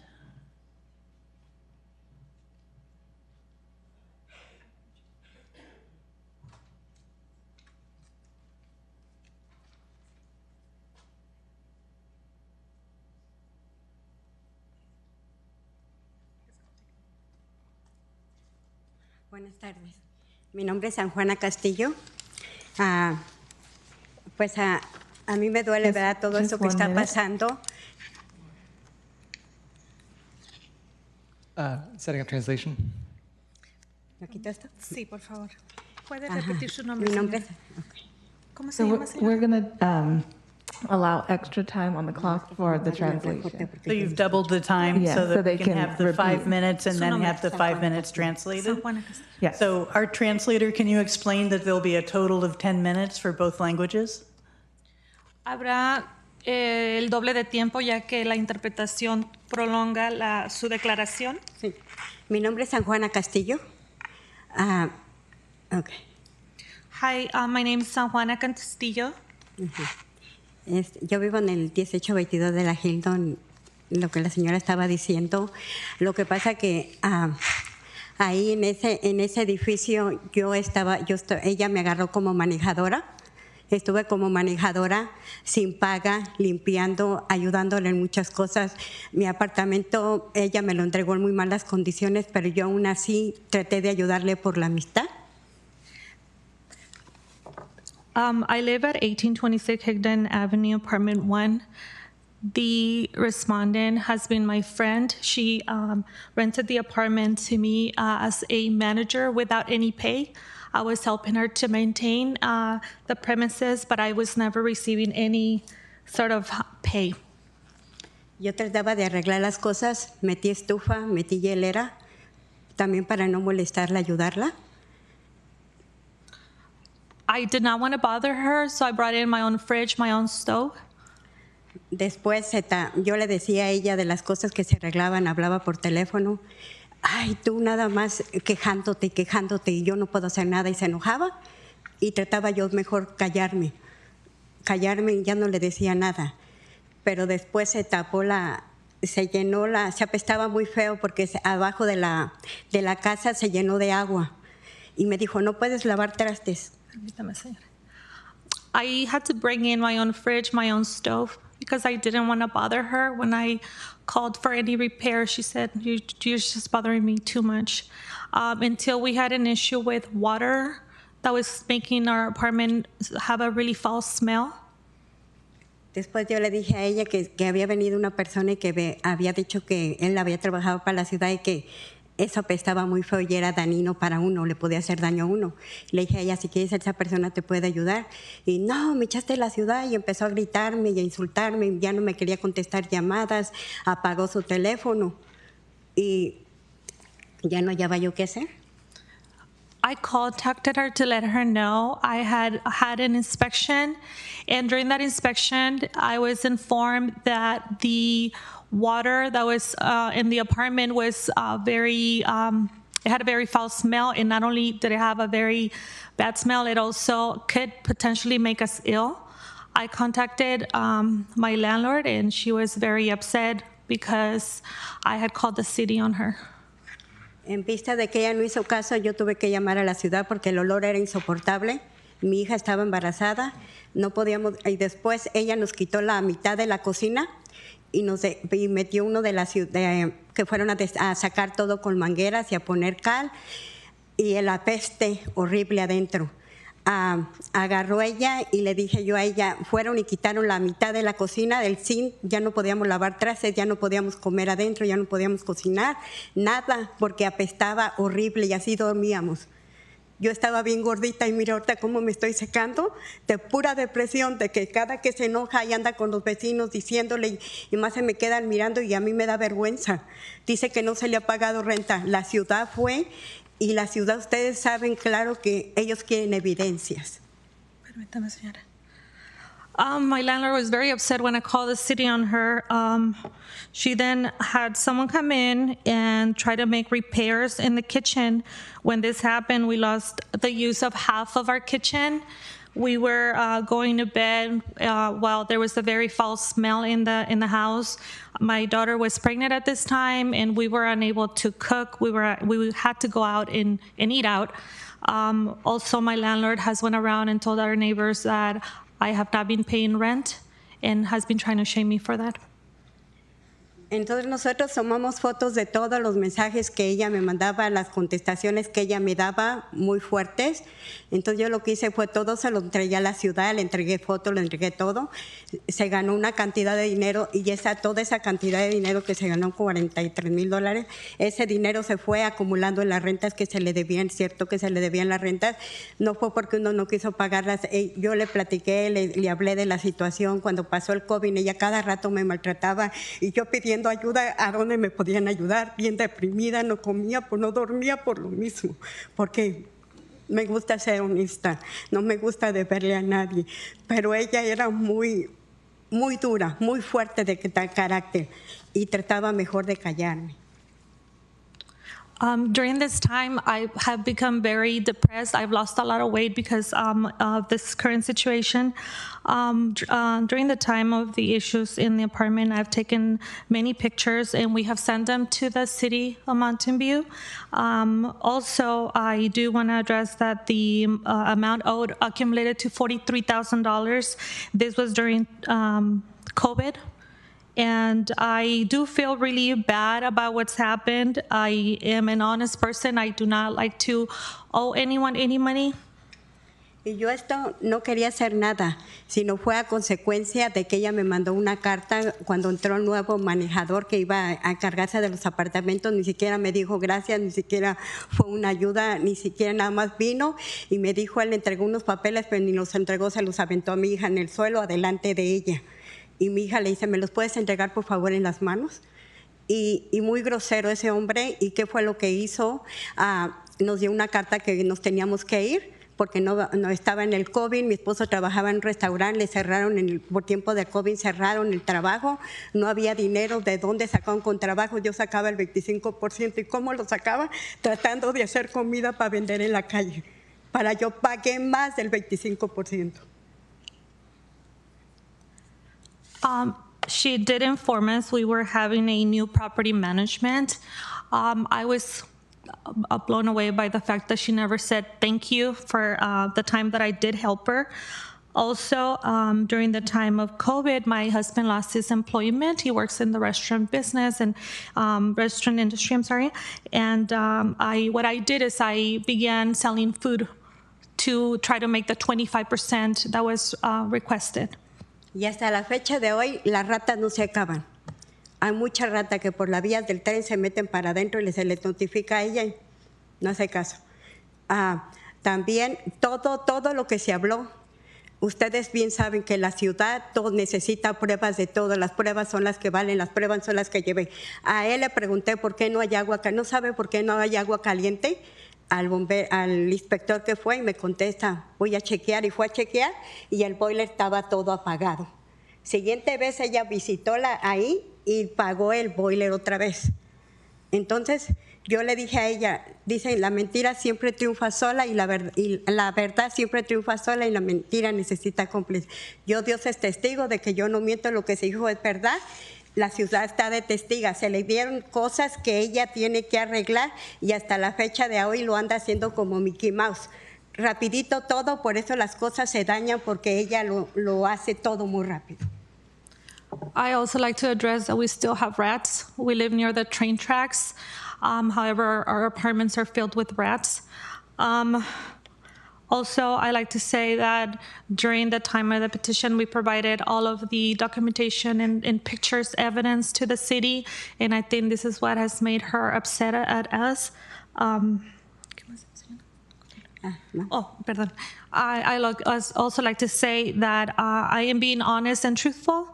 I think that the honesty will always prevail. Y yo lo único que quiero es paz, tranquilidad. Yo siempre estoy dispuesta a ayudar. Ella sabe que yo barro todo afuera, corto todas las hierbas de afuera del jardín. Hasta arriba estaban las ramas, hasta una araña me picó y tuve que llegar al hospital por ayudarla a ella. Por ayudarla. Yo lo que no quiero es que esto se corra con los vecinos, que no me paga, y esto cuando ella sabe que todo se acumuló en el dinero que se ganó, en el cual ella está haciendo la apelación. Pero todo... el inspector de la ciudad, ellos están dando cuenta. Ahora estuvieron en casa, anduve toda agobiada por tantas cosas que tenía que hacer cuando dijo él que ni siquiera le había dicho eso. Me hace trabajar de más, cuando yo estoy en una situación crónica enferma, diabetes, me pegó cáncer, 2 derrames cerebrales durante todo esto que está pasando. Y cada día estoy más flaca. ¿Por qué? Por todos estos problemas. No me gustan los problemas, yo quiero paz. Y disculpen. All I want is peace. I have been very chronically ill with diabetes, cancer, and I feel overly stressed to know that my landlord goes behind my back and talks about me to my neighbors. I also do help with the maintenance of the apartment. I go in and I cut all the weeds out, and I was even stung by a spider. I had to go to the doctor because of this, and all I want is peace. Gracias. Thank you. Thank you. Thank you.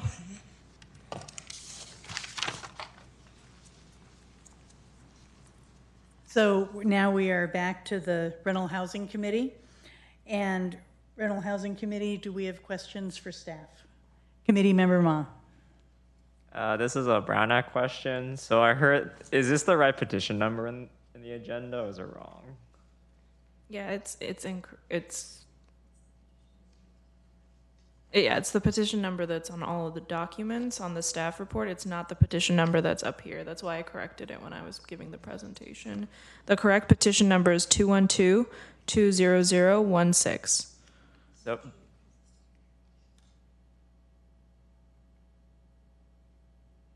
that's the petition number for the prior one.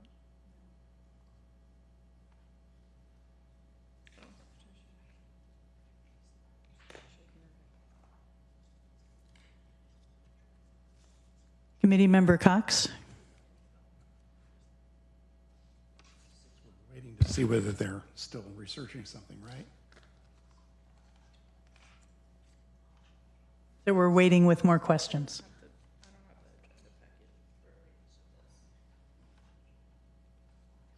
I can check. If one of the other staff members could double check, I would greatly appreciate that. I will check. The deliberations can continue, or questions. Committee Member Cox. Yes, I'm wondering if staff can summarize, what kind of notices were given to the landlord that, that she had, only 10 days for the appeal, and if she had responded back to you that she understood that she had only 10 days for the appeal. I think that Patricia probably has the best information on that. If you want to go ahead and give your summary. Good evening, committee members. We've spoken with this appellant respondent multiple times throughout the process, including during the appeal window. Additionally, we had sent the communications in both Spanish and English, and reached out to the appellant respondent multiple times as well to follow up. And as you saw in the schedule, responded to her as quickly as possible with any kind of additional follow-up required. Okay, but I didn't get a clear answer there of whether or not she had said to you or in written or oral form that she understood that she had only 10 days for the appeal. I believe that she did. Again, we provided the information multiple times, and also verbally in the office, face-to-face with her, provided the information as well. Okay, thank you. She said that she understood at the time. There is also copies of written correspondence in which she indicated that she did understand that the appeal window had passed. Oh, and sorry, one last thing to Committee Member Ma's question. The correct petition number is the one that is in the PowerPoint. So it's 222-30012. Yes, and I can confirm that as well. I'm checking all of the records as well, and that is the correct item. So it's just incorrect in the timeline that we covered. Apologies for that.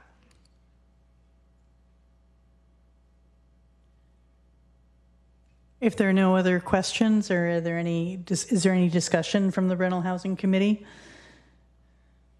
Committee member Madison. Thank you, Chair Keating. I would like to make a quick comment on some of the things that were brought up this evening, even though it's not pertinent to what we are ultimately ruling on.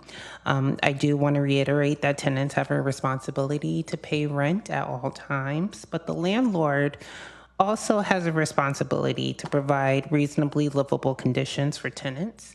They also have a responsibility to know the laws, and when they consult people to try to figure out what it is that they have to do, they undertake that burden on themselves to make sure that they are following the rules. When the appellant respondent was presenting her case, I interestingly did not hear anything resulting in a good reason or good cause as to why she did not file an appeal. She made a note that she figured that the decisions were made without options, but she had the opportunity and exercised the opportunity to consult with regards to options for appeal. We can even see in the timeline that February 28th was her first opportunity when she received the appeal request. She then had another opportunity in May when she had received a response with further information on untimely appeals, and then yet had another opportunity on June 12th when she received another email with clarification on how to file the appeal request. And then not once, not twice, not 3 times, but 4 times had another opportunity on July 17th when she received clarification on how to file an appeal request. Not one of those times did she ever file an appeal at the time. And with the new information that we received, that she acknowledged that the appeal window had passed, I'm comfortable with knowing that we had made the applicable duties to inform her of her rights, and she simply did not exercise them. The fact that a landlord does not exercise their right does not mean that they have open ability to do it when they want to. And even though there is language that indicates that there is a reasonable time to bring an appeal, a reasonable time must be accompanied with good cause, which she did not show in this case. So for that, I would rule against her. Thank you for that summary of your position. Is there anyone who has differing positions they'd like to share? I think we're ready to vote on this. I just wanted to make one comment. Yes. I wanted to affirm everything that Ms. Madison had said. And I just wanted to add the idea that in order to have this process work the way that it's intended, we do need to be timely in how we make our decisions and make our appeals, because people who have an interest in what's going on, I mean, you know, they have the right to know that things are final and that they can move on with their lives. And it can't always be open-ended. Thanks for letting me say that. Committee Member Brown? Yeah, this might be an out of order question because we're on comments, but in the staff report, it talks about that the tenant has been waiting for the compliance. Is there a timeline for compliance with the petition that is ongoing? I believe that the hearing officer's decision might have included a timeline for compliance, including payment of rent. It's usually 30 days, and then tenants have the ability to file for a compliance hearing if it's not done within that time. So yes, there was a timeline. I don't know exactly what it was in this case because I don't remember, but it is in the hearing decision. The timeline is a schedule in this case for past due and future due rent. So there was rent credits applied for past due rent and then future due rent as well. And I believe that is set to expire in September.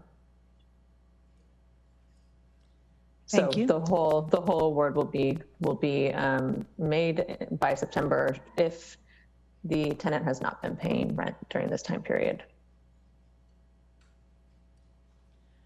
Thank you. Is there another slide for us in the presentation? Are we? Okay. So I think we're ready for a motion. Committee Member Cox? I make a motion to uphold the staff recommendation and deny the untimely appeal. Second. Thank you, Committee Member Brown. A roll call, please. Committee Member Brown? Yes. Committee Member Madison? Aye. Committee Member Ma? Aye. Committee Member Cox? Yes. Chair Keating? Yes. Motion passes unanimously. Thank you.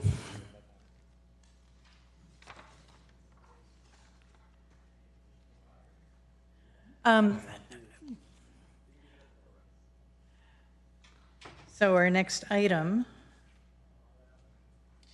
is a presentation from Housing Department Director Wayne Chen. Welcome. And after this presentation, then we'll take a very quick break before we move on to RUBS. So for people who have stayed for RUBS, we appreciate your patience.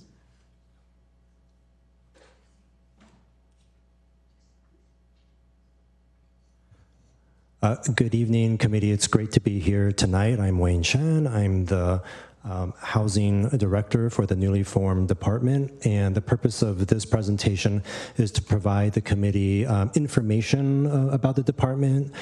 Housing department staff implements the rent stabilization programs and serves the rental housing committee, so we will be working together a lot, and this information is meant to provide a high-level context of the department itself.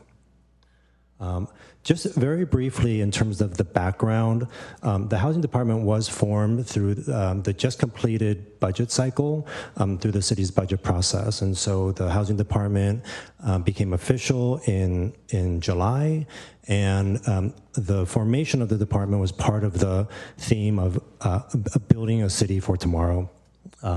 You may know this, but the functions of the housing department were previously with the community development department as the housing division. And again, now this is a standalone department. Next slide, please. Just wanted to share what the department mission is, and then each division will have is kind of focus kind of mission statement and areas of priority, but the department mission does really cover both divisions, which I'll talk about in a moment, but the housing department advances diverse, inclusive, and equitable communities by developing and implementing a wide range of housing policies and programs related to affordable housing, rent stabilization, and tenant protection. Next slide. Just to give you a sense of the organizational structure of the department is supported by 2 analysts, each at a quarter time, and we're sharing these analysts with community development. But the primary divisions are the rent stabilization division, which have 7 FTE, and the affordable housing division, which have 6 FTE. So currently in total, we have 14 and a half positions basically for supporting the department. This gives a brief summary of the key programs. You'll be very familiar with the Rent Stabilization Division work, which is implementing both the CSFRA and the Mobile Home Rent Stabilization Ordinance. Of course, the Tenant Relocation Assistance Program, MV Mediation Program, and Housing Eviction Help Center, and other pieces as well. And then under the Affordable Housing Division, there continues to be the lending program, primarily for nonprofit developers to construct 100% affordable projects. We have our BMR Affordable Housing Project program.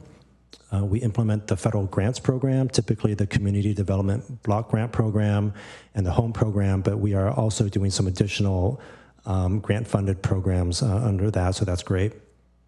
We also do implement the Council Neighborhood Committee program, which includes a neighborhood grant program that funds neighborhood activities, block parties, and things of that nature.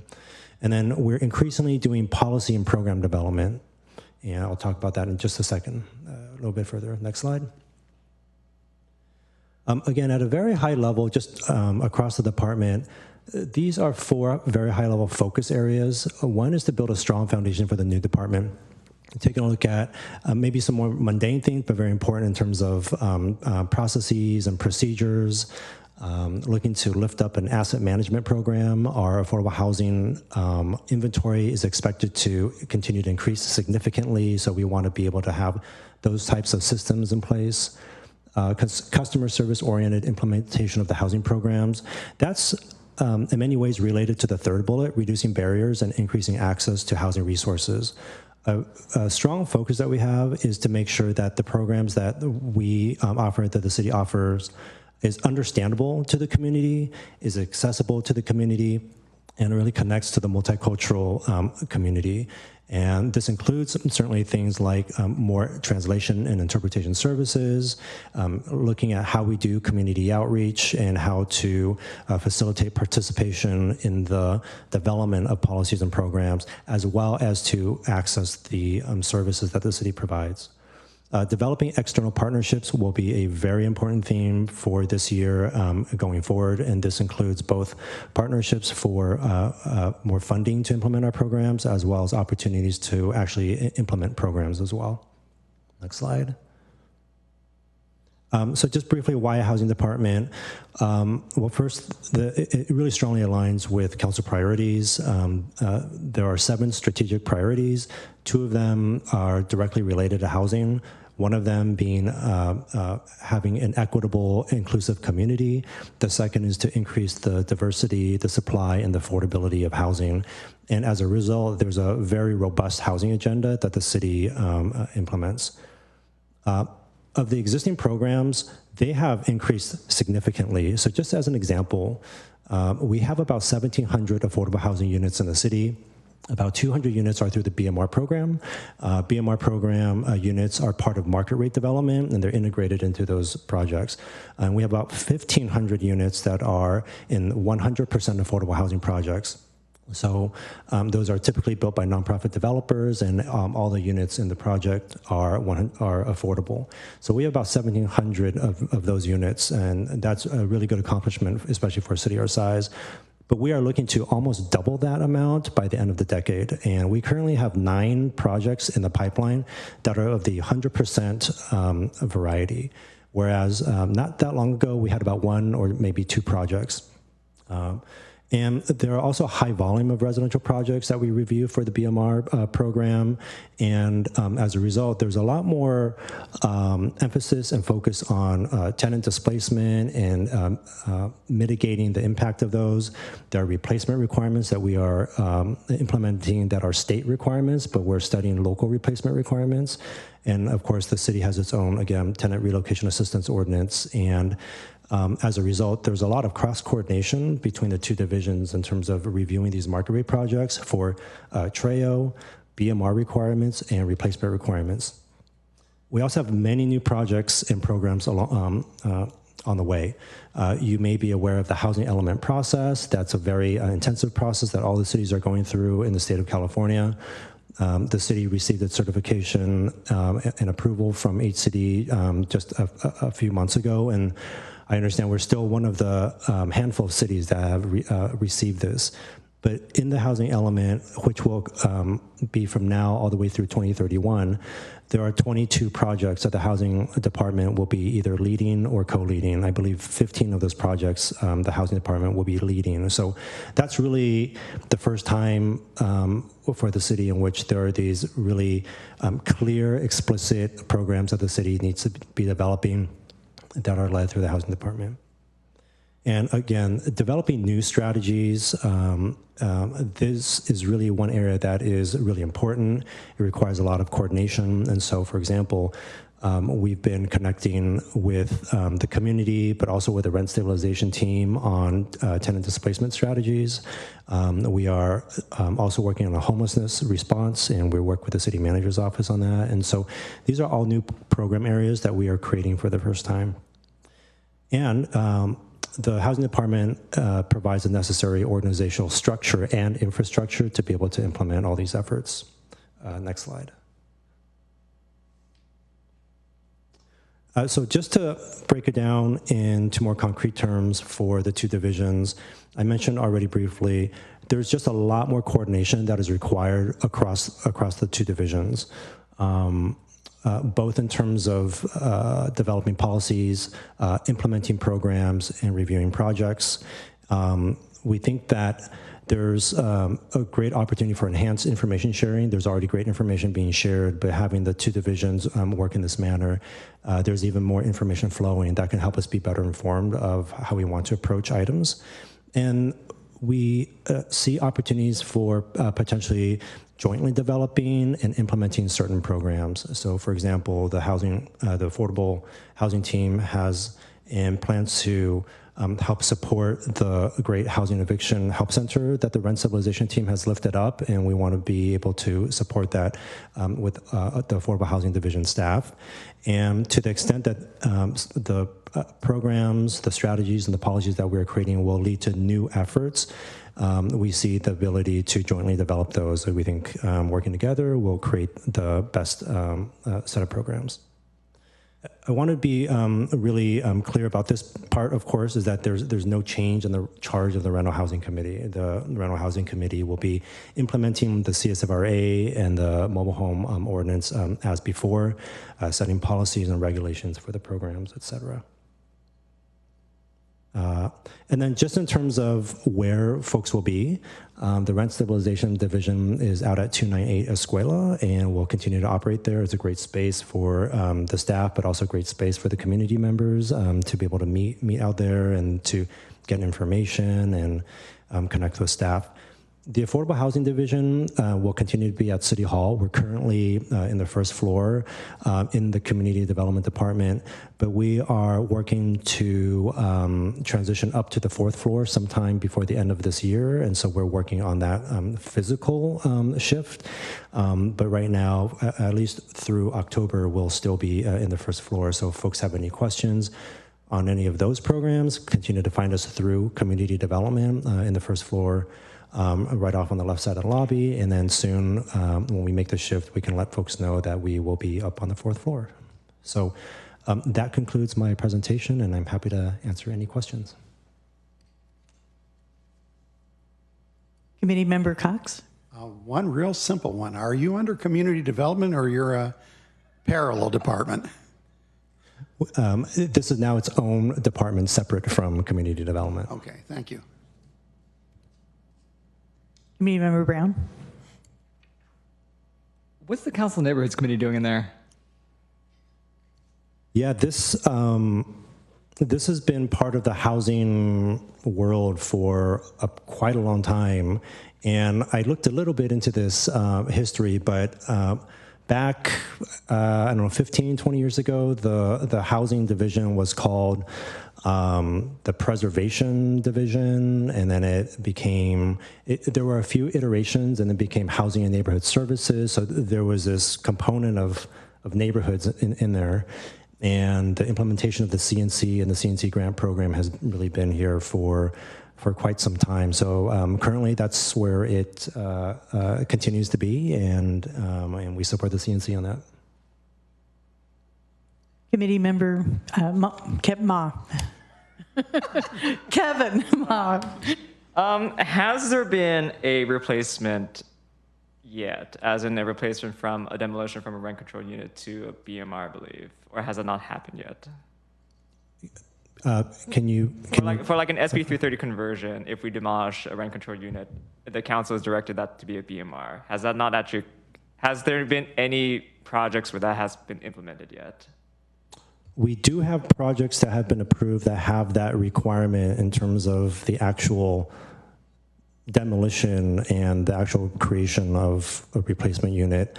There hasn't been a project that has gone through that all the way, but there have been projects that have gone through and have SB 330 requirements on them.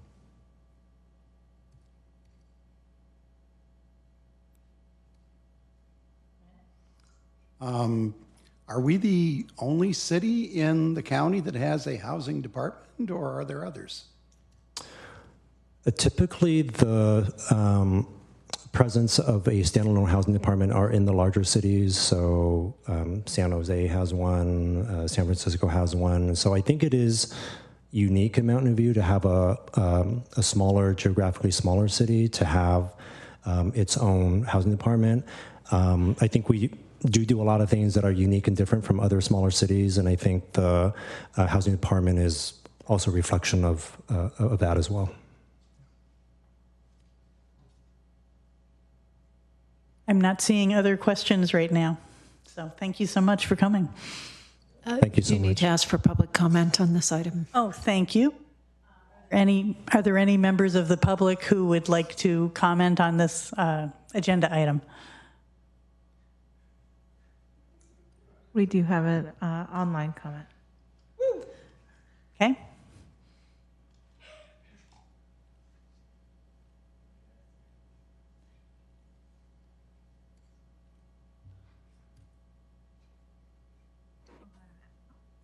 I'll go ahead and ask Steve Welter to unmute.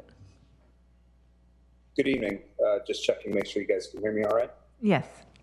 Just a quick question. I think you may have answered this and I didn't hear it, but with this reorganization, the fees that the landlords pay, is it funding the same amount now that it was a year ago or prior to this reorganization? Correct.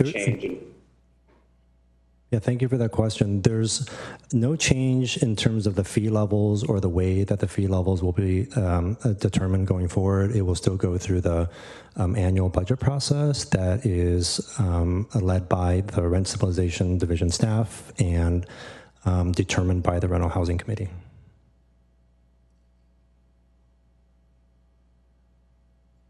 Do we have any other online speakers? Okay. I think we're ready to say thank you again and to take a quick break. So committee members, can we take a break that is shorter than 5 minutes? The answer is yes. Okay, great. No dissent. Okay, we'll be back in 5 minutes or less.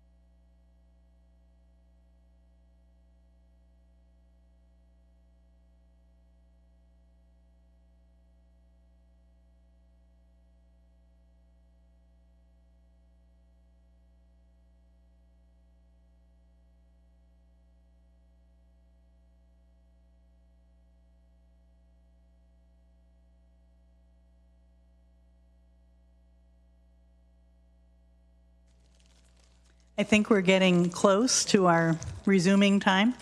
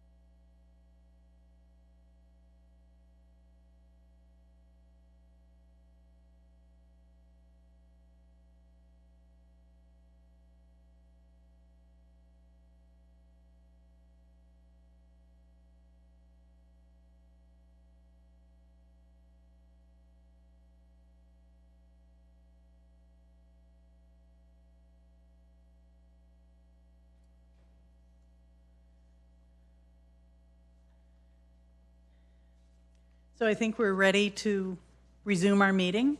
And our next agenda item is a study session on RUBS, the rent, the treatment of utilities in the CSFRA, and RUBS standing for Ratio Utility Billing Systems. So as I think our order for this is the staff report first and then public comment. Thank you. Okay, we're ready for our staff report. Thank you, Chair and members of the Rental Housing Committee. This agenda item will cover a study session for rent and the treatment of utilities in the CSFRA and the ratio utility billing. We have given part of this presentation in January, but would like to give a summary since most of the Rental Housing Committees have been installed after this meeting in January. So for some of you listeners, this might be a repeat of some information that you've already heard. So the purpose of tonight is for the Rental Housing Committee to receive a presentation on the definition of rent and the treatment/inclusion of utilities as part of the rent as established by the Community Stabilization and Fair Rent Act. Also to receive information about the use of ratio utility billing systems, they are also called RUBS, by landlords to separately bill utilities for CSFRA tenants, causing monthly fluctuations in rent. And thirdly, to receive a summary of the results of the stakeholder meetings held in February and March, one landlord meeting, one tenant meeting, and a general session, as well as feedback received during individual meetings. And lastly, to provide initial input by the Rental Housing Committee on and parameters for developing regulations for consideration by the Rental Housing Committee on the use of RUBS to provide consistent application of the CSFRA requirements regarding lawful rents and rent increases. So as a background, in early 2022, multiple inquiries were received from tenants during COVID-19, the state of emergency, on the legality of monthly fluctuation utility bills. It appeared that tenants received two separate charges from the landlord, one for rent and another for utility costs. And the charge for rent reflects the rent as stipulated in a lease agreement and remained constant for the term of the lease, whereas the charge for utilities was in addition to the rent bill and typically fluctuated from month to month. Oftentimes, it appeared that these utility costs were calculated and charged through the REPS system. In some situations, lease agreements included requirements for the tenant to pay separate utility charges without stipulating a specific amount in that lease. And in other instances, these monthly utility charge fluctuations were significant, causing hardship for lower income tenant households and causing housing instability. And these situations run counter to the requirements in the CSFRA, which defines rent to include utility charges.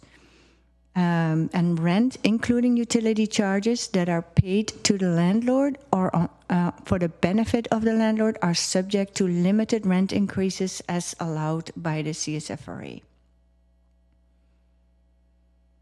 A little background about the payment of utilities.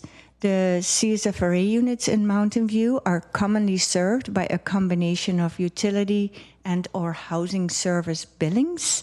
There are several ways for the payment of these utilities. Either the tenants pay directly for utility services to the utility provider, such as gas and electricity to PG&E.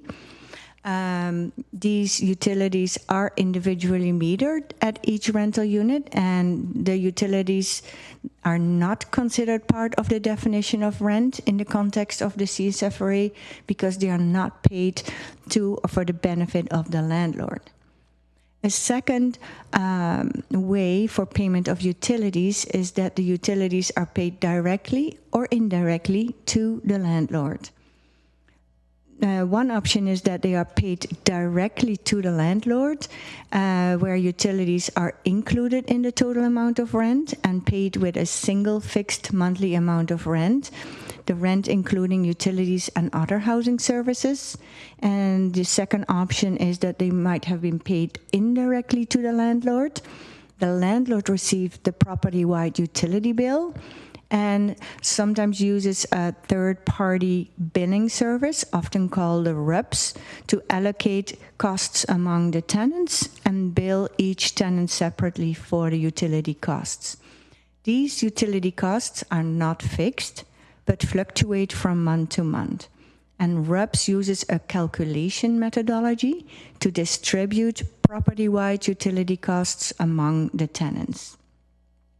The distribution is not based on actual usage, but used using a certain factors such as square meters of the rental unit, the amount of tenants in the household, amount of bedrooms, etc. A little bit more background about the REPS system. It typically includes two components. It is a billing system, sending the bills to the tenants, and it is also a methodology for allocating property-wide utility costs to individual units. It is a common and established national industry practice, especially in cases where there are no submeters or individual meters installed. However, the monthly fluctuations of utility costs, which are considered part of rent, can run counter to the requirements of the CSFRA. So in previous meeting, the Rental Housing Committee directed staff to analyze these fluctuating monthly utility charges in connection with the CSFRA requirements. On January 31st of 2023, a study session was held in the Rental Housing Committee, and Rental Housing Committee directed staff to hold stakeholder meetings to receive more detailed information. Stakeholder meetings were held in February for landlords, early in March for tenants, and later in March a general session. And this study session today includes a summary of these January Rental Housing Committee meetings and the stakeholder meetings, and requests the Rental Housing Committee to provide input and parameters to develop regulations for consideration on the use of RUBS to provide a consistent application of the CSFRA requirements regarding lawful rents and rent increases. To reiterate the purpose of the CSFRA, this is a basic purpose that we always go back to when we consider any further regulations. In section 1700, it states that the CSFRA is there to promote neighborhood and community stability, healthy housing, and affordability for renters in the city of Mountain View by controlling excessive rent increases and arbitrary evictions to the greatest extent allowable under California law, while ensuring landlords a fair and reasonable return on their investment and guaranteeing fair protections for renters, homeowners, and businesses. The definition of rent in the CSFRA is also relevant, and in section 1702P, it regulates all periodic payments and all non-monetary consideration, including but not limited to the fair market value of goods, labor performed, or services rendered to or for the benefit of the landlord under a rental housing agreement concerning the use or occupancy of a rental unit and premises and attendant housing services, including all payment and consideration demanded and paid for parking, utility charges, pets, furniture, and or subletting. There's also a separate definition of utility charges in 1702V. It states any charges for gas, electricity, water, garbage, sewer, telephone, cable, internet, or other service relating to the use and occupancy of a rental unit.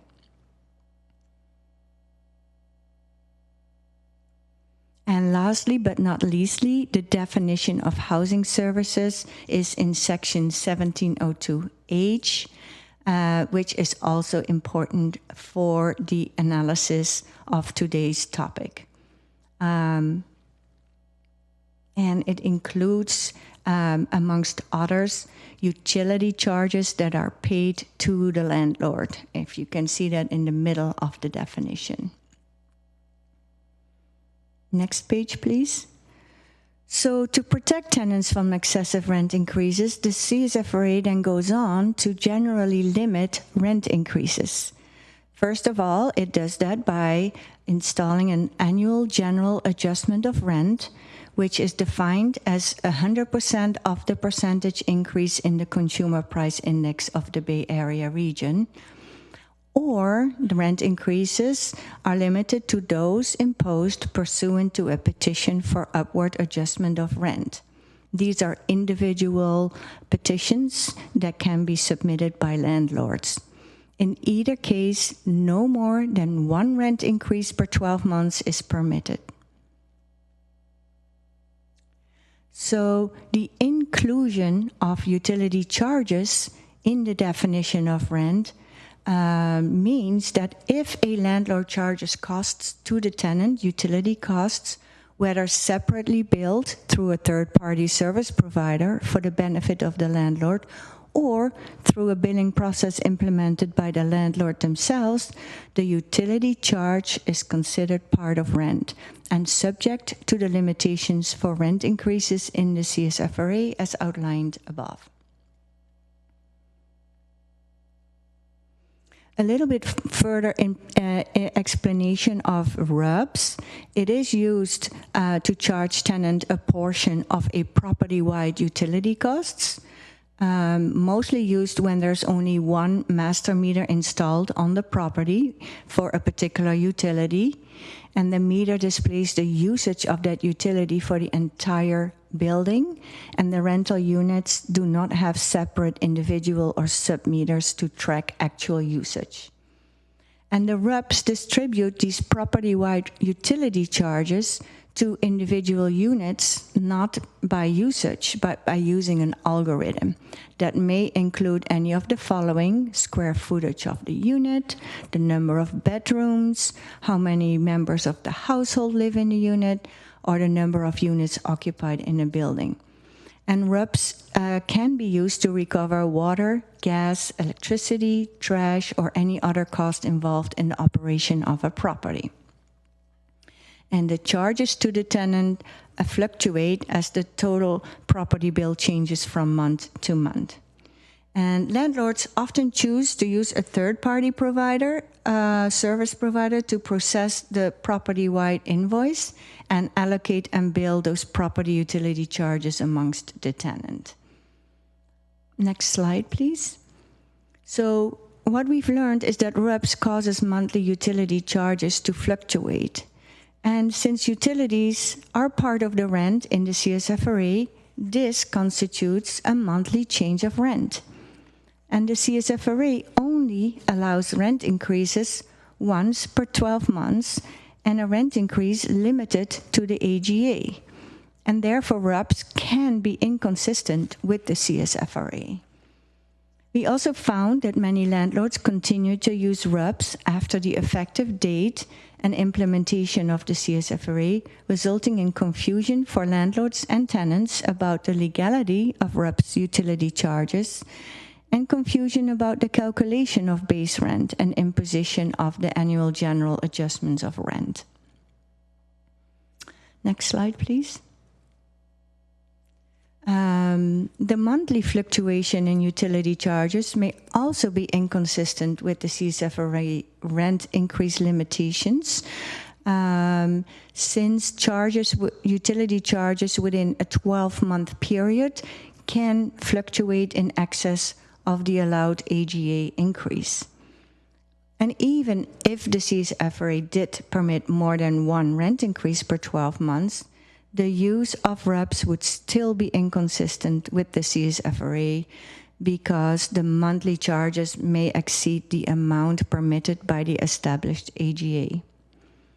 Also, fluctuations of utilities due to RUPS may violate the noticing requirements in the CSFRA because rent increases can only become effective after the landlord provides written notice to the tenant with at least a 30-day advanced written notice. And for utility charges and bills, no such notice is usually given. In fact, tenants are mostly unaware of what their utility charges will be in any given month until they receive the bill. We would like to give a number of the master metered properties in City of Mountain View to give an idea of how many rental units covered by the CSFRA are subject to these master metered methodologies. We have divided this table between property-sized units. If you look at the total, 14,467 rental units with one master meter exist in Mountain View. That is pretty much the total of all CSFRA covered units. And then there are also an extra 1,944 rental units with multiple master meters, which also means they do not have individual or sub-meters. And this is for the water property. So this is not the exact master meter properties overview for all types of utilities, but this is an example for the water master meters. So staff would recommend updating CSFRA regulations to outline a clear, transparent, and consistent framework that will serve to increase the understanding of lawfully imposed rent increases, including utilities, and that may also help tenants better understand that the total annual rental costs include utility charges and are subject to the rent increase limitations under the CSFRA. So again, summarizing, Utility charges are part of the definition of rent and subject to the rent increase limitations in the CSFRA, which are 1 time per 12 months rent increase, subject to the annual general adjustment. And RUPS practices that do not adhere to these limitations are a violation of the CSFRA.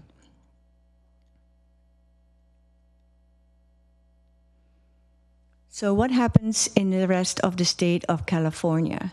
The state of California does not prohibit the use of RUPS, and the California Public Utilities Commission determined that it lacks the jurisdiction to regulate landlords' activities regarding utility billing of tenants, but Senate Bill 7 does require submetering for each unit for newly built properties, since it was concluded that that would be the most effective methodology to achieve water conservation. We also gave an overview of provided an overview of RUPS treatment in other rent-stabilized cities. And as you can see, most of these listed jurisdictions do define utilities as part of the rent, which are subject to increased limitations, except for Alameda, which do allow for RUPS, Berkeley, Hayward, and San Francisco. And these they have some explanations which we will explain later on. A summary of the stakeholder input will be summarized next. We presented information about this utility billing, the definitions of the CSFRA, what is RUPS, and potential conflict between RUPS and the CSFRA, and requested feedback on possible policy options.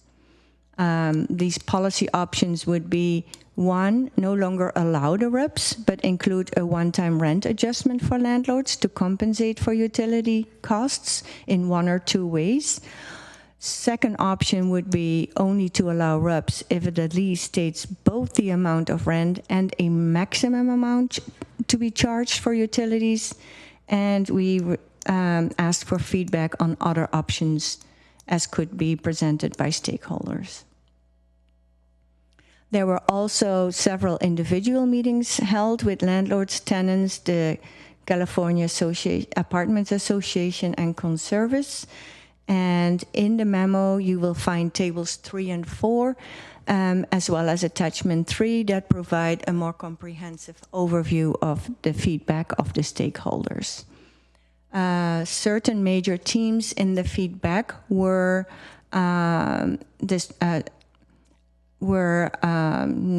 notified, and we go into each one of these major themes in the following slides. The topic of allocation and transparency showed up in the feedback. It was apparent that landlords say we determine the factors for cost sharing in a RUPS factors like vacancy or common space inclusion, and landlords inform the RUPS provider the formula for these allocation per unit costs.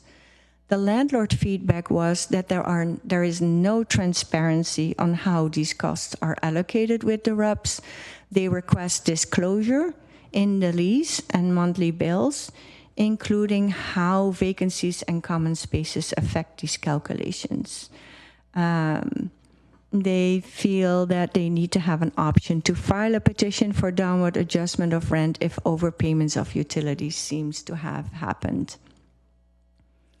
Further, we learned from Conservice that a commonly used per unit formula is a 50% occupancy and 50% square footage. And some properties include vacancy rates in their calculations. It also appears that for common areas, most properties use a deduction between 5 or 25%, depending on the type of properties. As an example, properties with a swimming pool might have a higher deduction versus properties that have almost no outside landscaping that need watering. As we can see, these RUBs causes fluctuation in monthly costs, sometimes beyond the tenant's control, and these variations may result in tenants not being able to pay the rent. And the CSFRA's purpose is to protect tenants from unpredictable and frequent rises in rent to promote the housing stability. And the key takeaway for this item is that RUBS it may be incompatible with the CSFRA's purpose of promoting rent predictability and housing stability. A second item that was brought up in the stakeholder meetings was that RUBS promotes conservation. And tenants can conserve collectively when charged through the RUBS. And according to the landlords, it may contribute between 5 to 27% reduction of water usage. And if you were to install fixed utility costs as part of rent, the tenants will no longer pay attention to their usage. Tenants agree that the conservation of resources is important, but feel that it should be incentivized through government programs, requiring properties to be more energy efficient and utilize less non-renewable resources. Conservatives added to this topic that water conservation with RUBS is over the 15%, and with submeters it's even higher, it's 40%. So, as we know, these RUBS calculations are not based on the individual usage, and little evidentiary support has been provided to conclude that the use of RUBS results in greater conservation efforts by tenants. The next item that was brought up in the stakeholder meetings was the definition of rent. And the landlords state that it should only cover charges originated from a landlord, and that landlords have no control over utility charges and should not be held responsible for mitigating utility charges, and that ROBS is an effective tool for cost sharing with zero profit to the housing provider, and all water, sewer, garbage costs are ultimately passed through to the city because that is the provider of these utilities. We have explained the legal analysis of the definition of rent, and it can be, it's summarized in slide 57, and based on the staff's evaluation of the CSFRA, and best practices in other rent-stabilized jurisdictions, RUBS practices that do not adhere to these rent limitations violate the CSFRA. A fourth item that was discussed in the stakeholder meeting, in the next slide, is the submetering. Although it's generally acknowledged that submetering would increase conservation of water, landlords feel that installing individual or submeters is a cost prohibitive and not a viable option. The tenants' feedback was that submetering could be made mandatory through city policy. Conservatives, again, gave some formula that is mostly used for the RUBS methodology.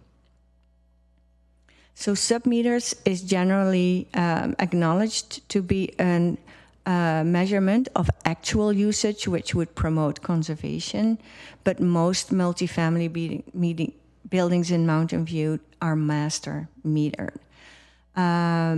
It might also result in temporary displacement of tenants when submeters need to be installed. There are some cost recuperating programs, but they might not be enough to cover the costs for requiring submeters. And it's also unclear if the Rental Housing Committee has a jurisdiction to require submetering for CSFRA units. Next, utility charges. As the landlord stated, monthly utility charges fluctuate based on usage and are in general not cost prohibitive for tenants. and they gave examples of fluctuations between $10 to $50 per month. The tenants mentioned that fluctuating utility charges do affect monthly rent predictabilities. Conservers added to this topic that higher monthly fluctuations may stem from COVID, when home usage and vacancy rates increased, and in small properties, water leaks might contribute to fluctuations when they are not reported to the landlord in time. A next topic that was brought up was the utility rate increases. And the landlords brought up the fact that city sets the utility rates for water, garbage, and sewer. And these rate increases are not set and influenced by landlords and could increase with more than the AGA. And landlords should not have to absorb these rate increase costs. We provided some tables in the memo and summarizing we average water rate increase between 2017 and 2023 annually was 4.4%. The sewer increase was 6.4% annually, and the garbage was 5.3%, whilst the AGA increase averaged annually on 3.6%. So yes, these utility costs have an impact on the overall operating cost, but it's a limited impact. And if properties are unable to maintain a fair and reasonable return on investment, a petition for upward adjustment of rent may be filed. Also, the vacancy decontrol regulations allow landlords to reset the rent to market when tenants vacate, and average apartment turnover in Mountain View are within a 5-year period. Next slide. So again, the legal framework means that definitions in the CSFRA intend that utility charges are paid directly or indirectly to the landlord should be regulated in the same manner as any payments for the use and occupancy of a covered unit. Landlords expressed that no such regulation should take place, since payment through the RUBS is not for the benefit of the landlord. Legal analysis concludes that this phrase relates to labor performed or services rendered and not relevant for the utilities. And the CSFRA does not distinguish between charges paid directly or indirectly to a landlord.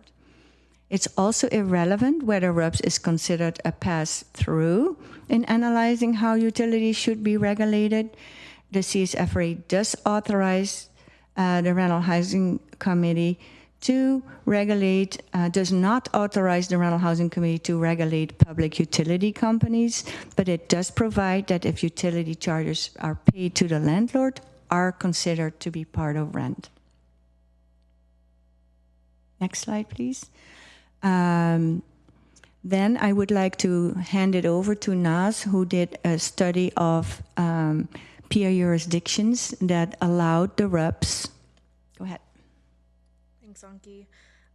So to summarize, based on the definitions in the CSFRA, we've concluded that RUBS goes against the CSFRA because it may result in more than one rent increase per 12-month period. The fluctuations in utility charges billed through RUBS may exceed the AGA, and the fluctuations in utilities charges billed through RUBS violate the CSFRA's rent increase requirements. However, landlords brought up during the stakeholder meetings that there are a number of other rent-controlled jurisdictions that have allowed RUBS, and therefore we analyzed why those jurisdictions are able to allow RUBS while the CSFRA restricts what the Rental Housing Committee can do a little bit more. So I'm going to go through those. There are actually 4 jurisdictions. It's Berkeley, Alameda, Hayward, and San Francisco that allow RUBS to a certain extent. We don't analyze Berkeley because Berkeley's allowance of RUBS is made on a petition-by-petition basis. They don't have an established policy, and it's really a factual determination that is made by their hearing officers as the petitions come in, and so there's no policy for us to analyze. So we focus instead on Alameda, Hayward, and San Francisco. So for Alameda, enacted its rent control ordinance on September 19th of 2019. Theirs was adopted by their city council, so it can be changed much more easily than the charter amendment that is the CSFRA. So similar to the CSFRA, Alameda's rent control ordinance limits rent increases to 1 increase per 12-month period, and also sets an AGA. Their AGA is slightly different. It's only 70% of the CPI change from April to April. But it can never be more than 5% or less than 1%.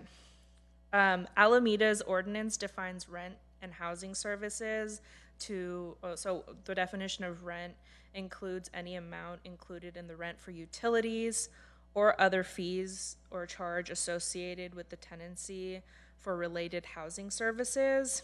And their definition of housing services includes utilities that are paid by the landlord. However, unlike Mountain View's definition of rent, Alameda's definition of rent specifies that only amounts included in the rent for utilities are considered rent for the purposes of rent control. This is important because it allows Alameda to treat utilities that are bundled with and paid to the landlord as part of the rent differently from those that are billed separately. In addition, and perhaps more importantly, their ordinance specifically exempts RUBS. There is a section of their ordinance that exempts RUBS from the caps from their AGA, essentially, and from the 1 rent increase per month. So that is not in the CSFRA. It is explicitly in their ordinance. Hayward also adopted their rent control ordinance in 2019. And theirs was also adopted by their city council, so it can be changed. Like both Alameda and Mountain View, there's limits rent increases to 1 increase per 12-month period. There's no annual general adjustment. Rather, Hayward's ordinance provides that the rent increase may be in any amount equal to or less than 5% of the existing total monthly rent. So they also define rent and housing services. Their definition of rent does not address utility charges whatsoever. That utilities are not brought up in their definition of rent. They do address housing services, but their definition of housing services also does not address utilities. So again, these are 2 really important distinctions from the CSFRA, where both rent and housing services clearly lay out utility charges are part of housing services and rent. So there's also a section of Hayward's ordinance that states that RUBS is allowed if it is in the lease, and it provides essentially tenants with a process by which they can challenge increases to their utility charges if those charges exceed 1% of the total monthly rent. But again, by ordinance, RUBS is allowed as long as it's written into the lease. So all of these are important distinctions from the CSFRA. The definition of rent and housing services does not address utilities, and there is a specific carve out for RUBS that are enumerated in the written lease, that those are not subject to the 5% cap on rent increases. So San Francisco's ordinance is quite old, 1979. Their Board of Supervisors has amended their ordinance on a number of occasions, including amending it to address the RUBS issue. So Theirs also allows only one rent increase per month. That seems to be a staple in all rent control ordinances. The allowable rent increase in San Francisco is 60% of the CPI from February to February of each year, and in no event can the annual increase exceed 7%. So, similar to Hayward, the definitions of rent and housing services in San Francisco's ordinance do not address utilities. That word is not used in either definition of rent or housing services. And like Hayward, their ordinance also provides a definition of rent increase, which means any additional monies demanded or paid for rent as defined in the item P, which is the definition of rent, or any reduction in housing services with corresponding reduction in monies demanded or paid for rent, provided, however, that where the landlord has been paying the tenant's utilities and the cost of those utilities increases, the landlord's passing through to the tenant of such increased costs does not constitute a rent increase. So it specifically provides that a pass-through of costs from the landlord to the tenant of utility increases does not constitute a rent increase under the rent control ordinance. So again, these are important distinctions between the CSFRA. Their definitions of rent and housing services don't address utilities, and their ordinance specifically provides that an increase in utility charges passed through from the landlord to the tenant does not constitute a rent increase, as that term is defined in their ordinance. So, and all that to say that the differences in the definitions that are used in the various jurisdictions, as well as the explicit carve-outs in their ordinances compared to the definitions in the CSFRA and the language of the CSFRA, makes it so that the RHC is more restricted in the approaches it can take with regard to regulation of utility charges.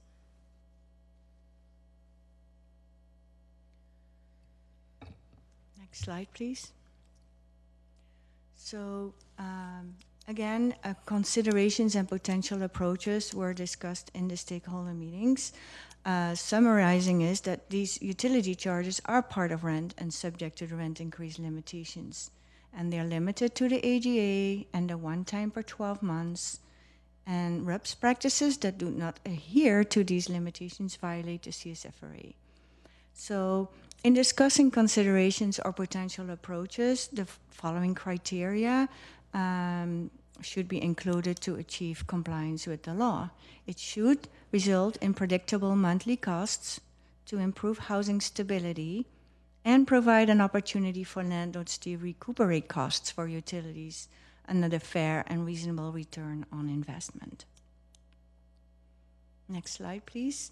So the staff has developed some potential approaches for considerations to bring the properties that are using the RUPS into compliance with the CSFRA.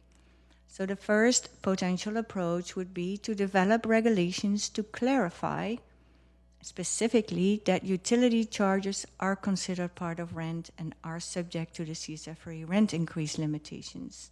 That these monthly utility costs must be included in a lease and they are part of the base rent for purposes of calculating the AGA. And it should address the calculation of annual increases based on a stated amount of utility charges in the lease.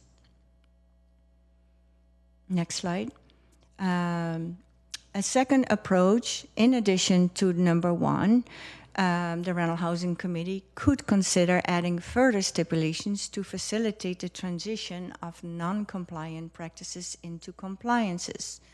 One of these options would be to allow landlords a one-time adjustment to partially offset previously separated charged fluctuating utilities by determining the lesser of the average of charged utility costs over the past 12 months, or use the sum of the Santa Clara County Housing Authority utility allowance, which are attached to the memo.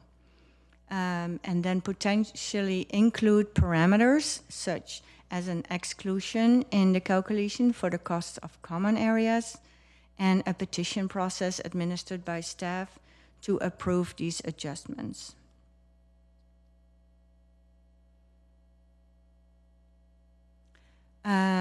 Another option would be, instead of the previous second option, is to allow for a one-time rent adjustment, but to allow landlords to make their own adjustment using a formula approved by the Rental Housing Committee that may sound the same as the previous formula, with an added process to allow tenants to file a petition if the tenants disagree with the landlord's calculation. And if either of the above options, the landlords do not receive a fair rate of return, a maintenance of net operating income petition for upwards adjustment of rent can be filed.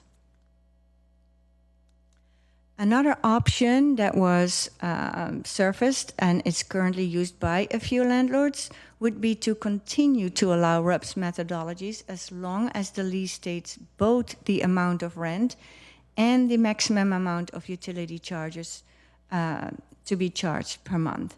So the actual utility charges can be less, but not more than what is stated in the lease, and certain other parameters could be included as well.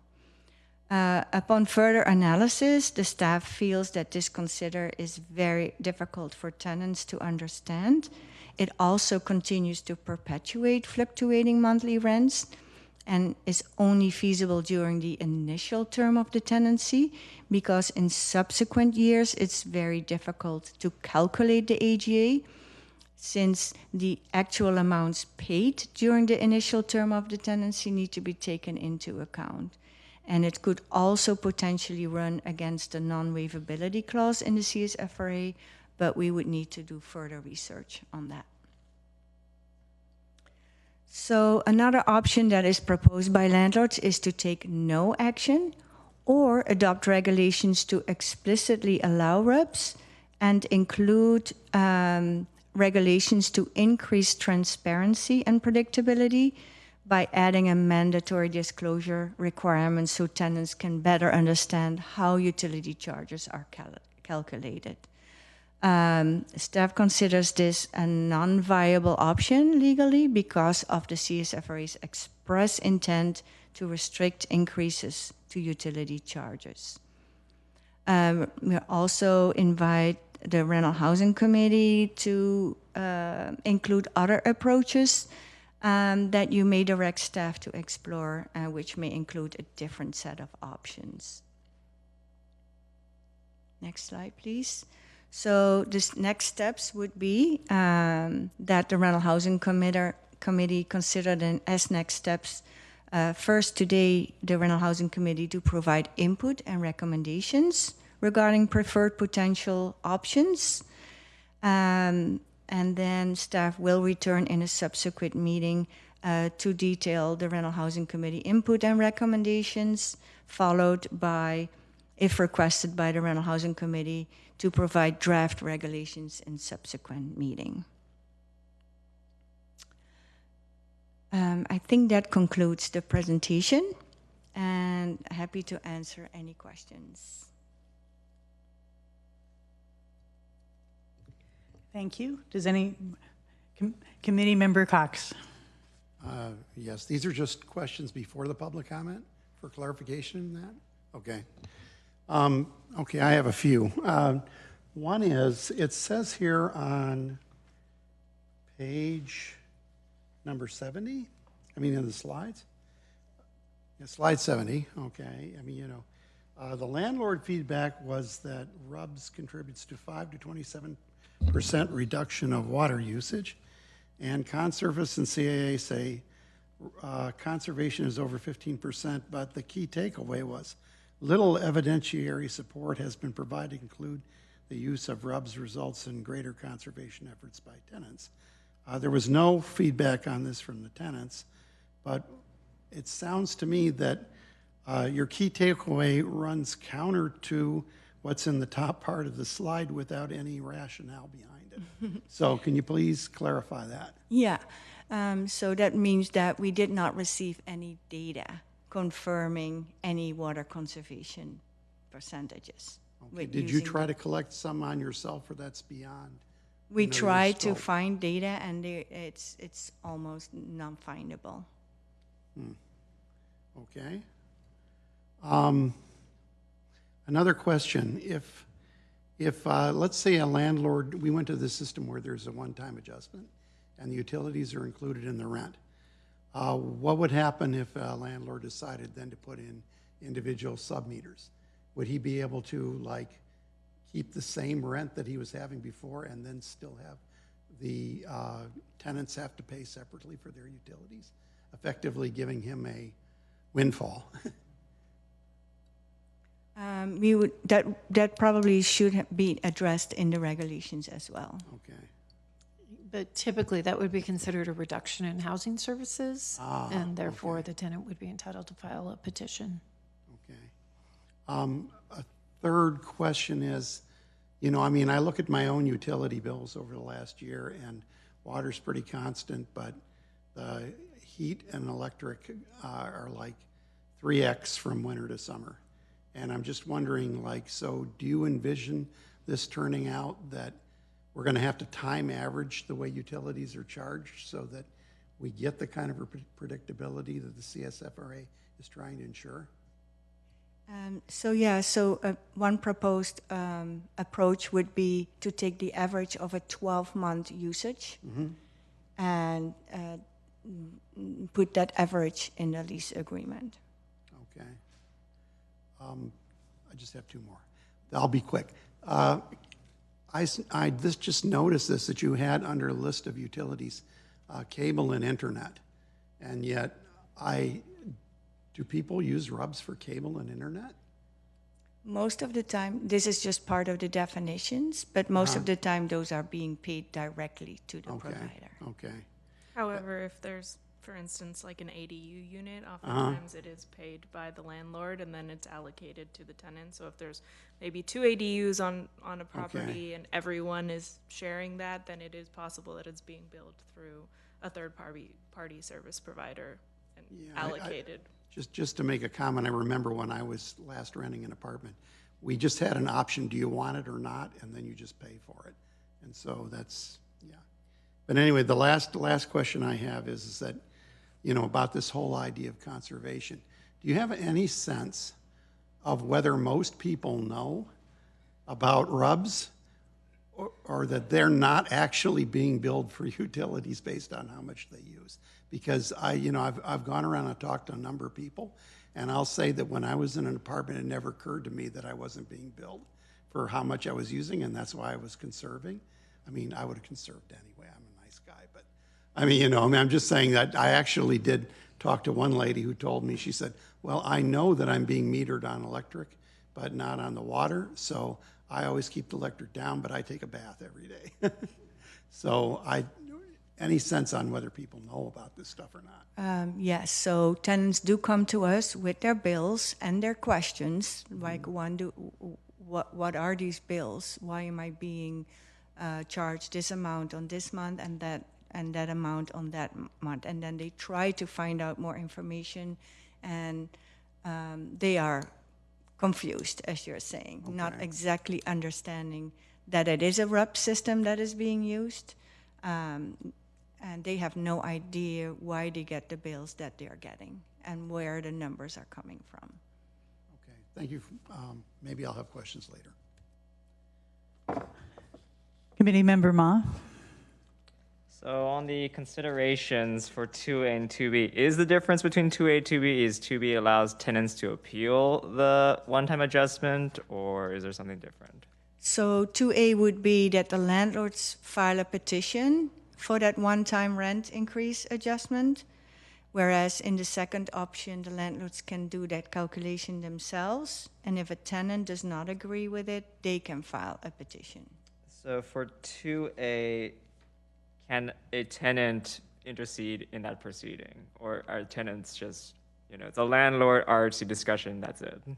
Yeah, because then the landlord comes to the staff with their information and their documents and their calculation, and administratively that will be then confirmed or adjusted. Would that go through a hearing officer or just be administrative? We propose, but it's for you to consider that will be an administrative decision. As you can imagine, that might be quite a few pretty administrative tasks coming our way, and I think that might suit itself for an administrative process. Okay. Committee Member Brown? In that case, would tenants be notified that the landlord was filing the petition? Is that something that we would decide when drafting regulations? Yeah, so we'll, if that's an option you like to further explore, we will provide more details of how that might be able to work. Okay, I got a few more questions. Yeah. Okay. For con-service bills that go unpaid, what do you know what the penalties are and who administers the penalties? That's a good question. I do not know. Okay.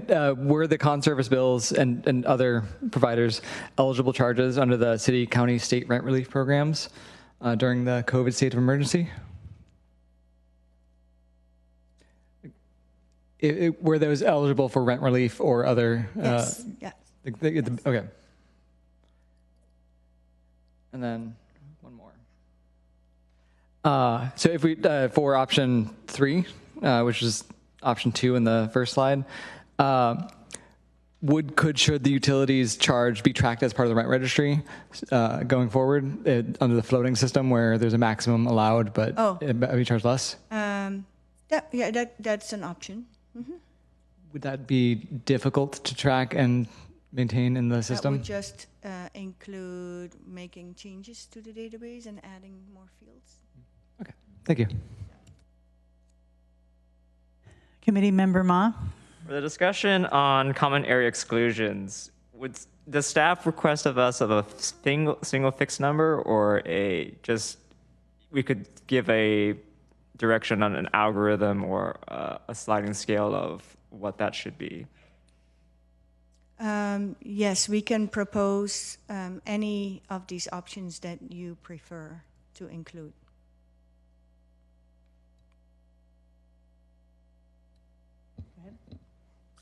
Do you envision, when it comes to like these formulas, that that the committee and staff will work together to come up with one formula for all places, or just, it seems today, the landlord can provide whatever formula he likes to the RUBS unity and get something back?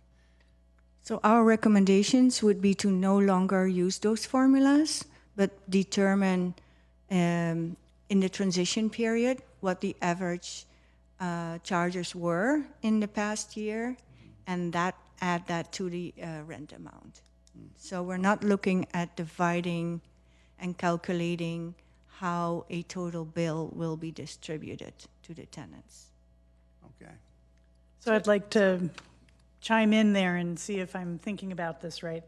So if we should be able to find out from the landlord what the bills were in the past year, excluding their common share. In other words, we'd be more interested in what did the landlord, through RUBS, presumably, charge to tenants. And then whatever formula they were using that didn't charge to tenants common areas would be somewhat irrelevant, because we'd be asking them for the information of what did they charge to tenants.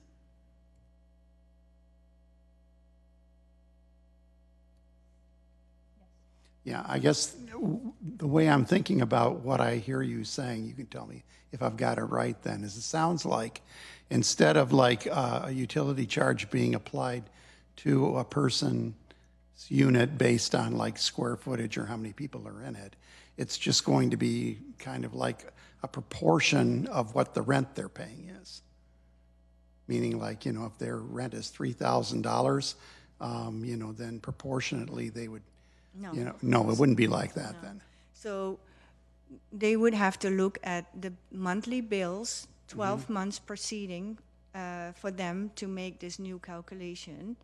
They take 12 months of bills, they add them all up, they divide them to 12, and that would be your average monthly utility charge. And it would be equal for all of the people, or just you're saying per unit? It would not be equal. It is very personal. Like, what did you charge this tenant? What did you charge Okay, this so this tenant? would be on a tenant-by-tenant Yep. basis, not just for the whole complex and then divided up by 340 units or Right. something. Okay, thank you.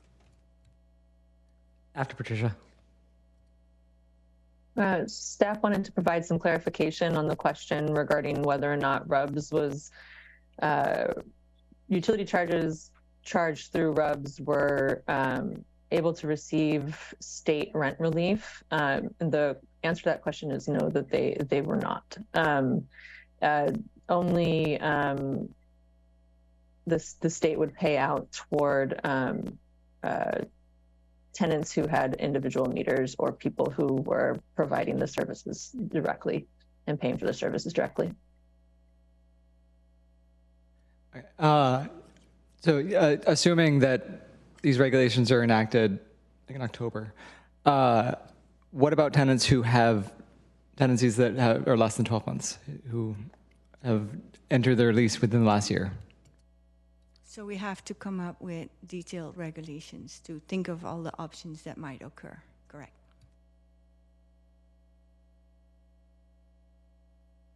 Committee Member Ma. What was the choice in looking into the housing authority numbers? Are they just because someone else made them numbers up, or okay? That's correct. Well, and I don't think they're made up. They're based on studies of utility usage and costs. But we wouldn't know. And they're very specific. Okay. And it's similar to the Vega adjustment for the maintenance of net operating income petitions, which are, you can have a Vega adjustment based on the fair market rents that are published by HUD if you're contesting whether or not, your base year numbers, your actual base year numbers were a fair rate of return, if you're contesting whether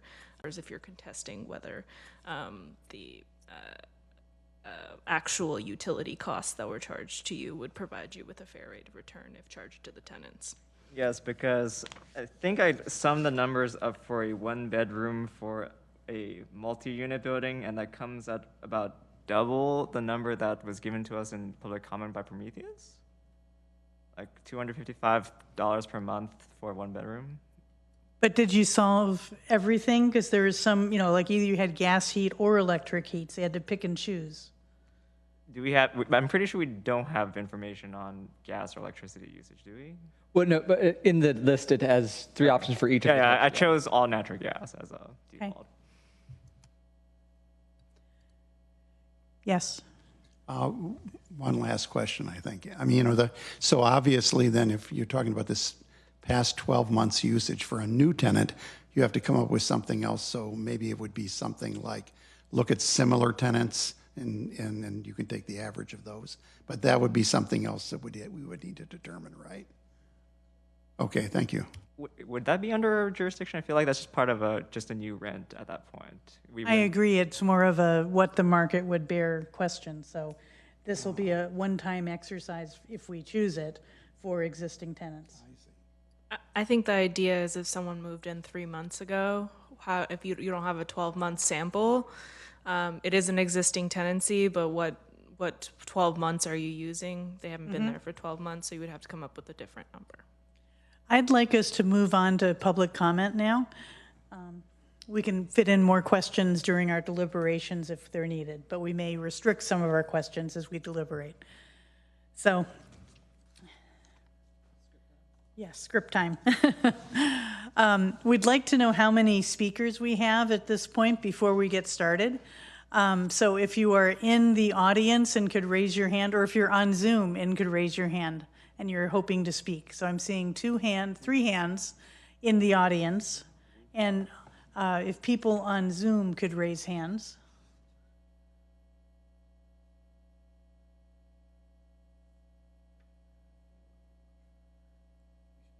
Looks like we have 6. 6, very online. good. So we'll go with 3 minutes a speaker. And I believe we start with people in the audience, is that correct, who are here in person? Yes, okay. If you have more than 15, you can go with 2 minutes under your rules. Thank you. So we're definitely not at that point. Okay. I thought she said 15 or 16. Oh, okay, okay. Would you like to be our first speaker? I do have some cards filled out, so we'll go with these people. Oh, okay. So Andrea, would you like to call Phil and then call other people?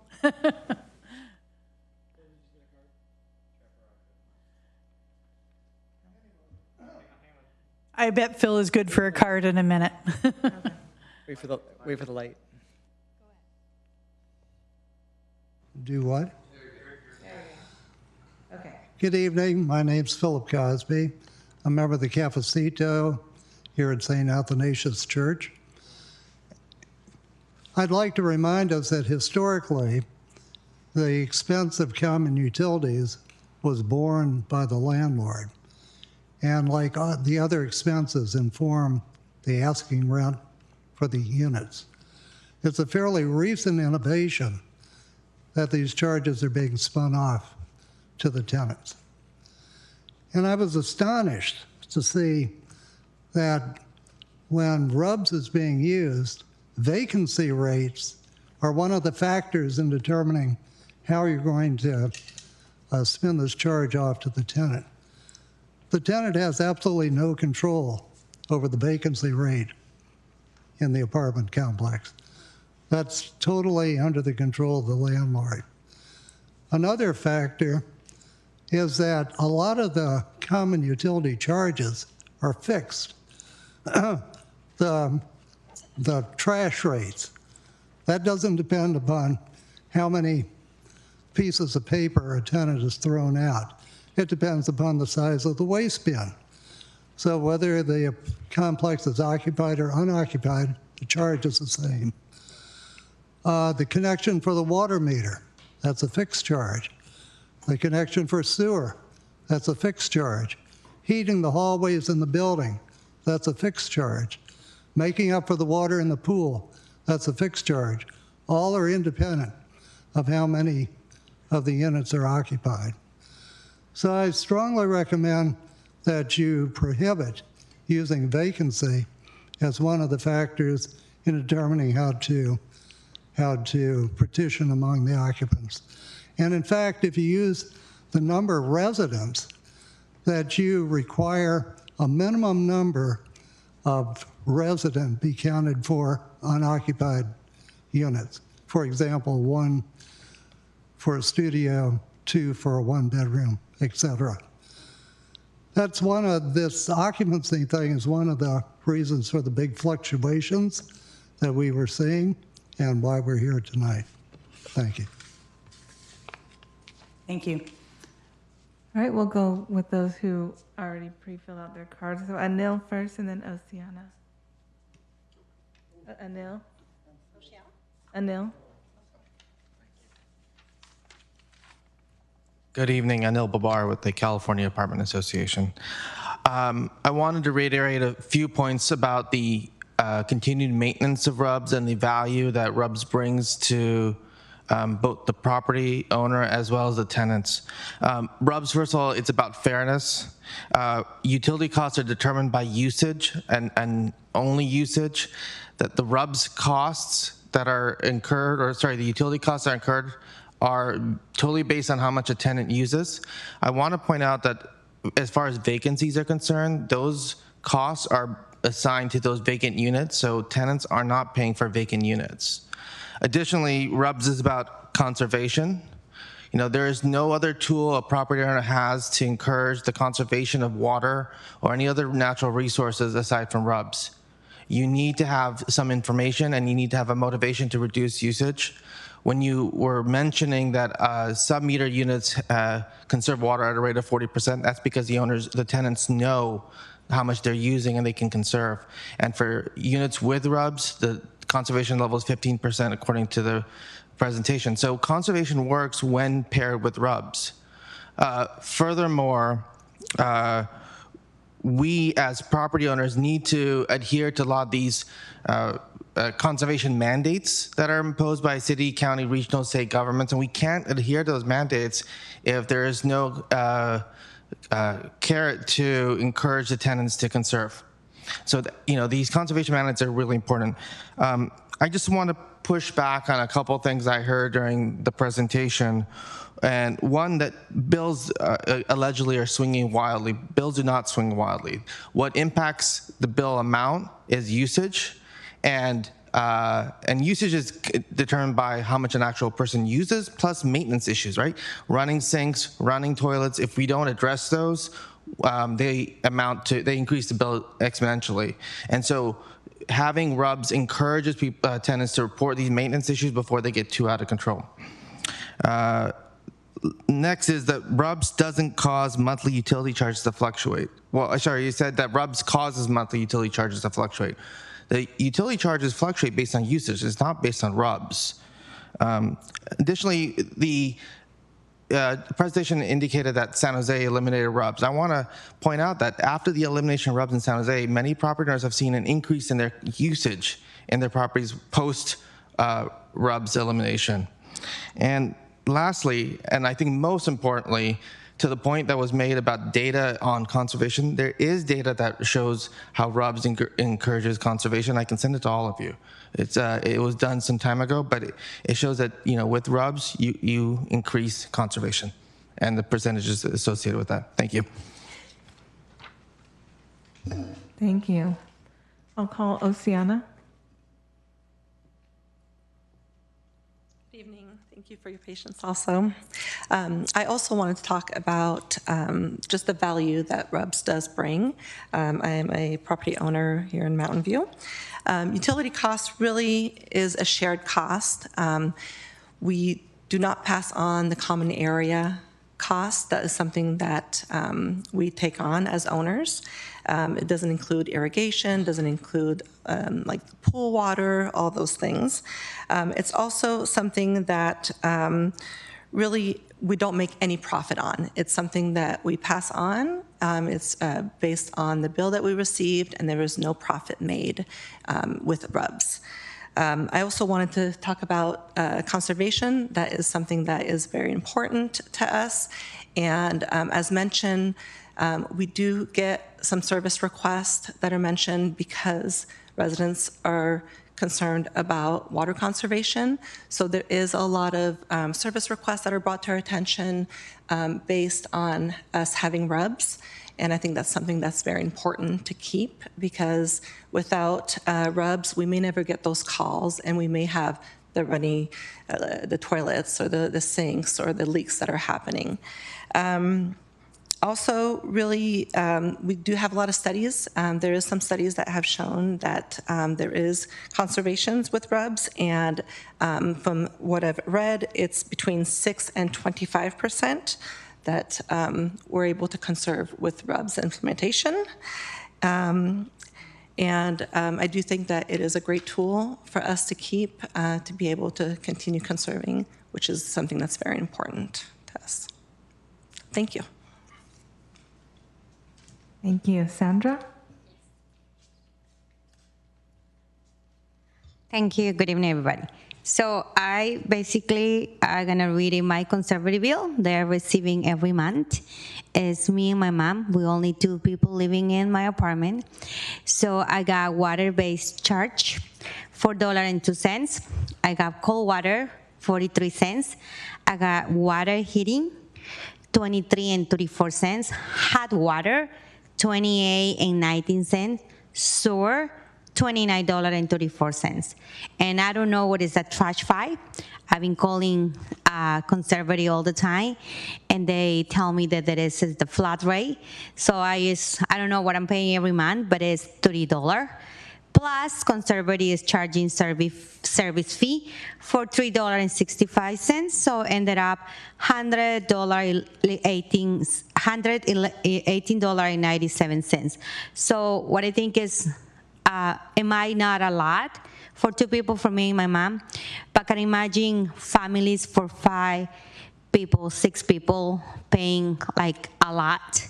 And even they don't use that much, they're very in control of everything, the water leaking and everything. They always updated right away what's happening in the building.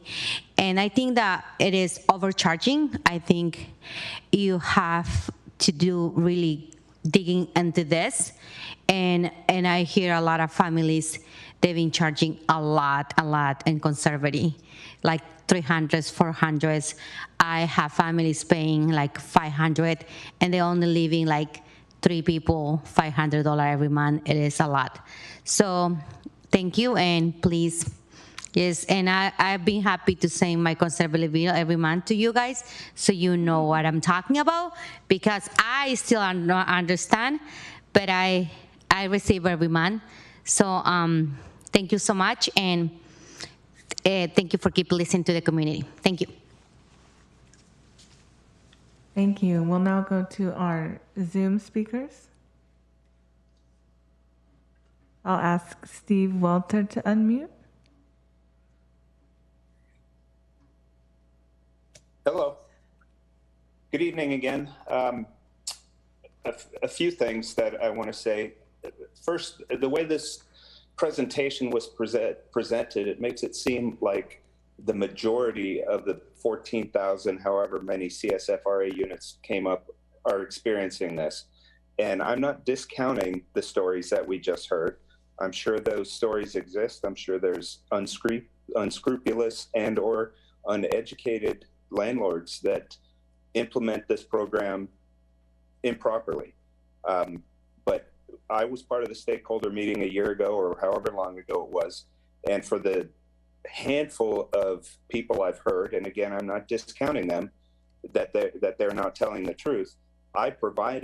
We have 200 units in Mountain View. It used to be 400, but now it's down to 200, thank goodness. And our 200 units do not fluctuate the way these stories are portrayed. So you need to not try and think you need to fix a problem that may or may not exist. We do not charge at our 200 units electric or gas. I heard one of the members talk about a woman who pays her electricity bill, conserves it, and takes a bath. We've had tenants that heat their houses, heat their apartments with hot water. It's you know, I don't know what I can say about that. But there are just as many unscrupulous tenants that don't care about conservation if they don't have any skin in the game. What else did I want to say? You're never going to regulate this into clarity. You're going to be a dog chasing its tail. You can't. And if that's not obvious from listening to some of these options, I don't know what is. Also, you know, you talk about not changing the CSFRA. You know, don't fool yourself. It's selective interpretation, and every regulation that is come up with is changing the CSFRA, whether you call it that or not. And there's too much selective interpretation going on. As far as transparency, it's in every one of our leases. Every one of our tenants knows how they're going to be charged. There's an addendum in the lease. Again, I'm running out of time here, but I feel that the vast majority are meeting these requirements, and there's no fluctuations, and there is transparency. So the option to do nothing, whether you think it violates legality, well, that's, you know, another shortcoming of the CSFRA. You're never going to regulate and clarify it enough to satisfy everybody. You. So. All right, our next speaker is Dave Offen. You can go ahead and unmute yourself. Hello, can you hear me? Yes. Yes, I'm a Mountain View homeowner, and I just wanted to commend the staff for their really excellent research and summary that they provided, which I've read. And I wanted to lend my support to the proposals that the staff has come up with, in particular, Proposal 1 and 2 and 2A, because although there's a lot of details that need to be worked out, I think it can be fair to tenants and landlords, and at the same time will provide clarity and sticking to the CSFRA's requirements. That's all I wanted to add. Thank you. Thank you.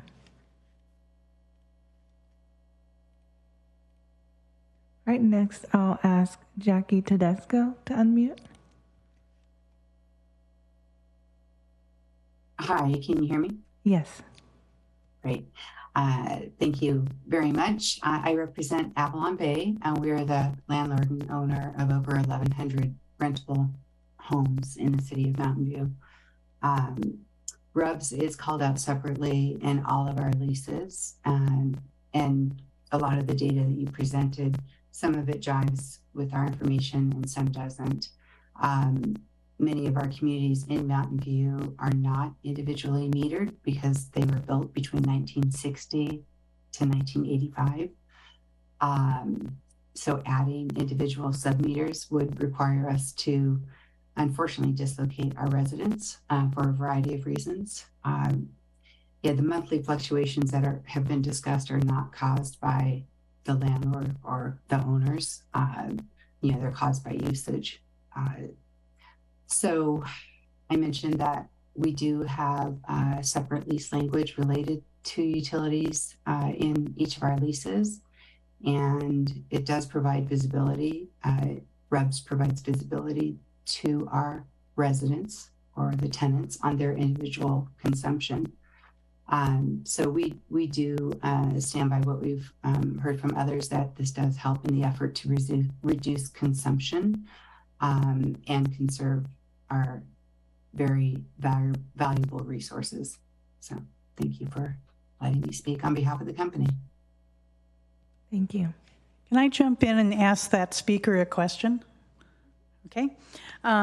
Is Jackie still there? Yeah. So with your use, what is the service that you use for your distributing the utilities? And tell me about how the service fee works for your units. So are you referring to the service provider that helps with the billing is Conservience? Yes, okay. Yeah. And then does that does Conservience charge a fee with every bill? Like the one we heard read to us had a $3 fee. Is that present on your utility bills also? I believe so, yes. Okay, thank you. I don't have a bill in front of me though. So. But you're not aware of the landlord paying that, so that small fee is being charged. As far as you know, you would expect it to be charged to each tenant. Yes. I thank you very much. You're welcome. All right, next I'll ask Andrew B. to unmute.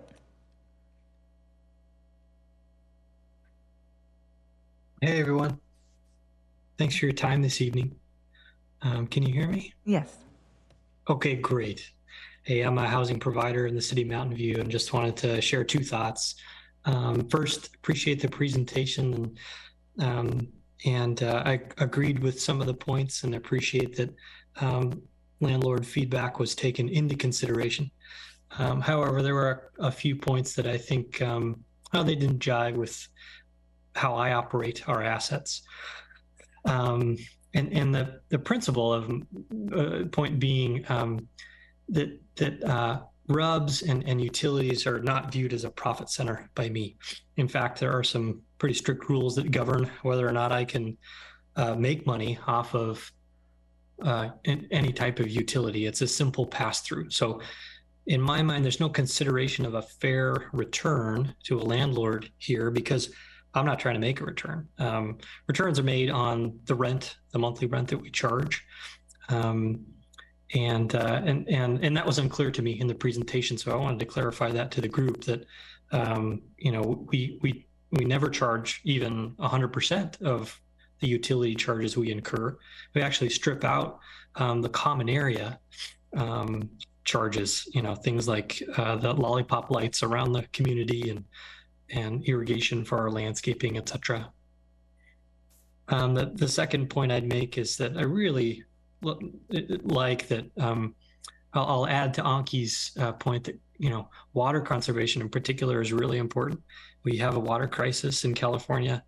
Last year's rains notwithstanding, we've been in a 7-year drought, and I'm doing my part as a landlord to produce things like, the acres of sod that we have, and I want to partner with my residents, and I want you, maybe as a committee, I implore you to think about incentives. Incentives matter, and if we incentivize our residents to not care about these charges, they aren't our partners, and it's not really even about cost. It's more about how do we pull together to fix that water crisis in California, fix our aging power infrastructure.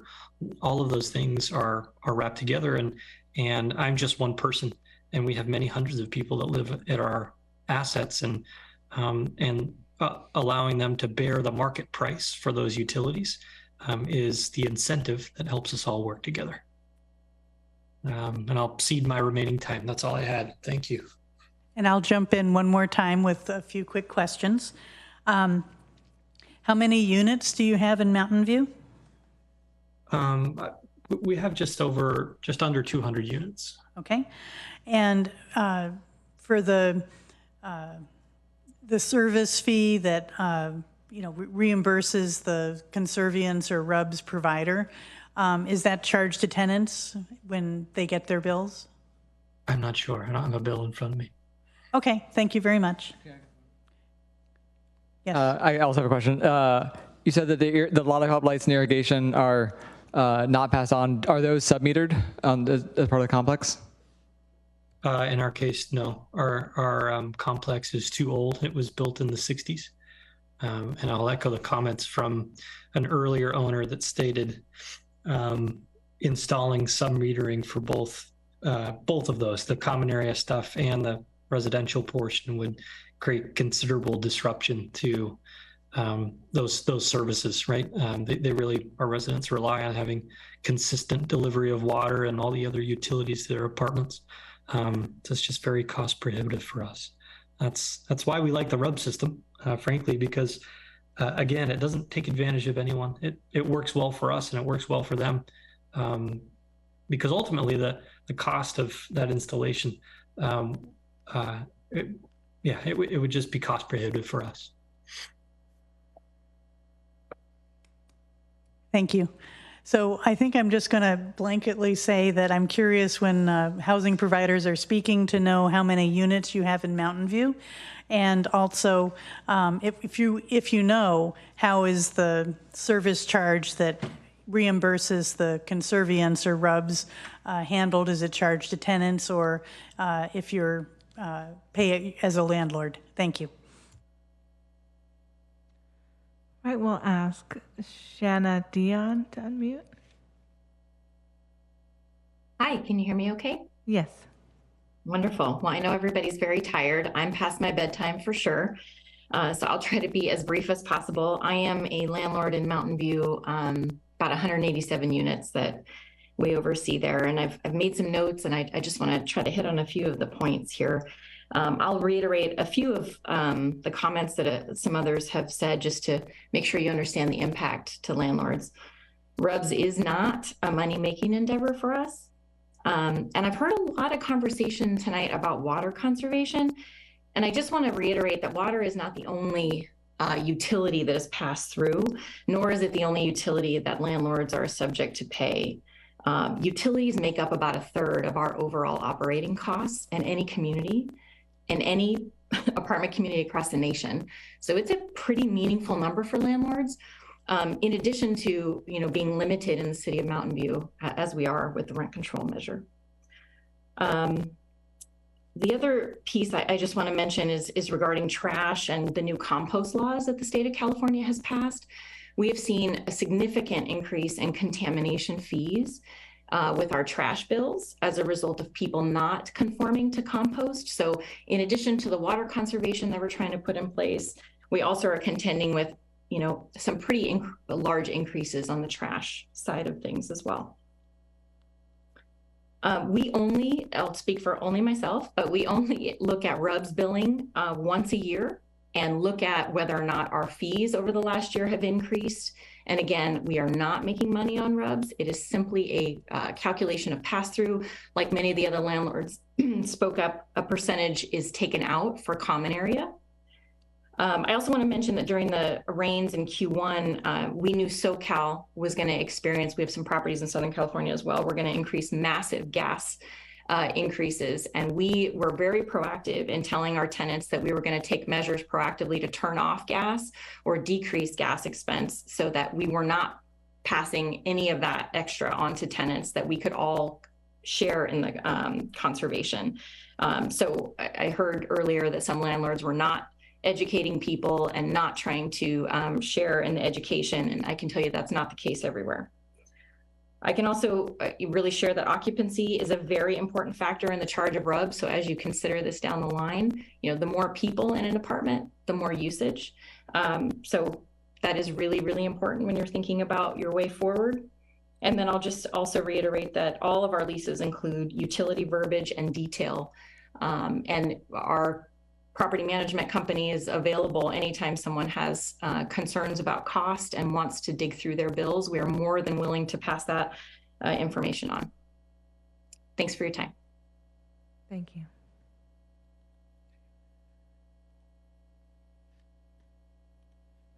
All right, I'll ask Jesse Cup to unmute. Hey, can you hear me? Yes. Oh, thank you. All right, so I just want to say I'm against RUBS, against fixed utility costs, and I say yes to sub-meters for each unit. That really seems to be the only way to make sure that everybody pays their fair share and make sure that nobody games the system. In any gameable system, there are going to be bad actors. So I'm sure all the landlords tonight are very honest and don't make additional money from RUBS, as they've said. But the potential does exist anytime you just hand a big envelope full of cash to the landlord and say, give this to the utilities, please, and don't put your hand in the cookie jar. And they say, oh, all right, I won't, I promise. It can happen. And there's not really a way to prevent that I know of. And on the other side of the coin, I heard a landlord complaining about bad actor tenants and someone using hot water to heat their building.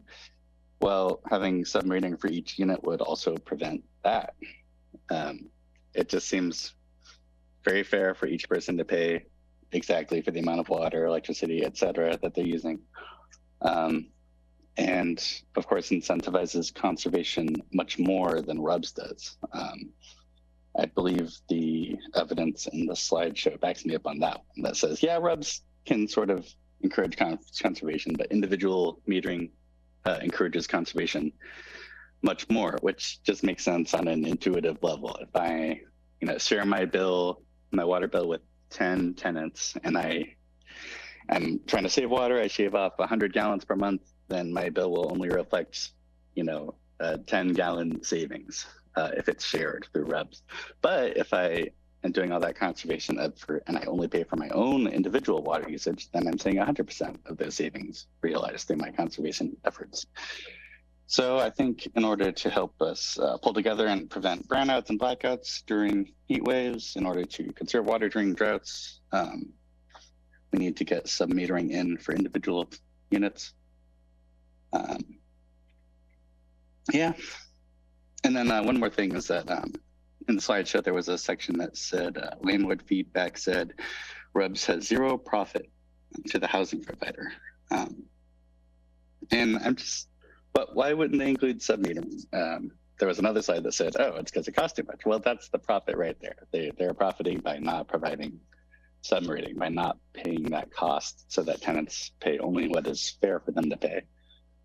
So just saving that money at the outset is where they're making money. Otherwise, they would have submetering all along. Thank you very much. Thank you. Okay, I'll ask Reina Dominguez to unmute. Hi, I'm a resident from Mountain View for a long time. And then, so once I come to see this property, the property manager never, when we signed the lease, they didn't say the exactly amount that I have to pay for the utilities. They just said like, oh, it wouldn't be too much, just a few dollars, you know, like, but then I started paying like 150, but it never is the same amount monthly.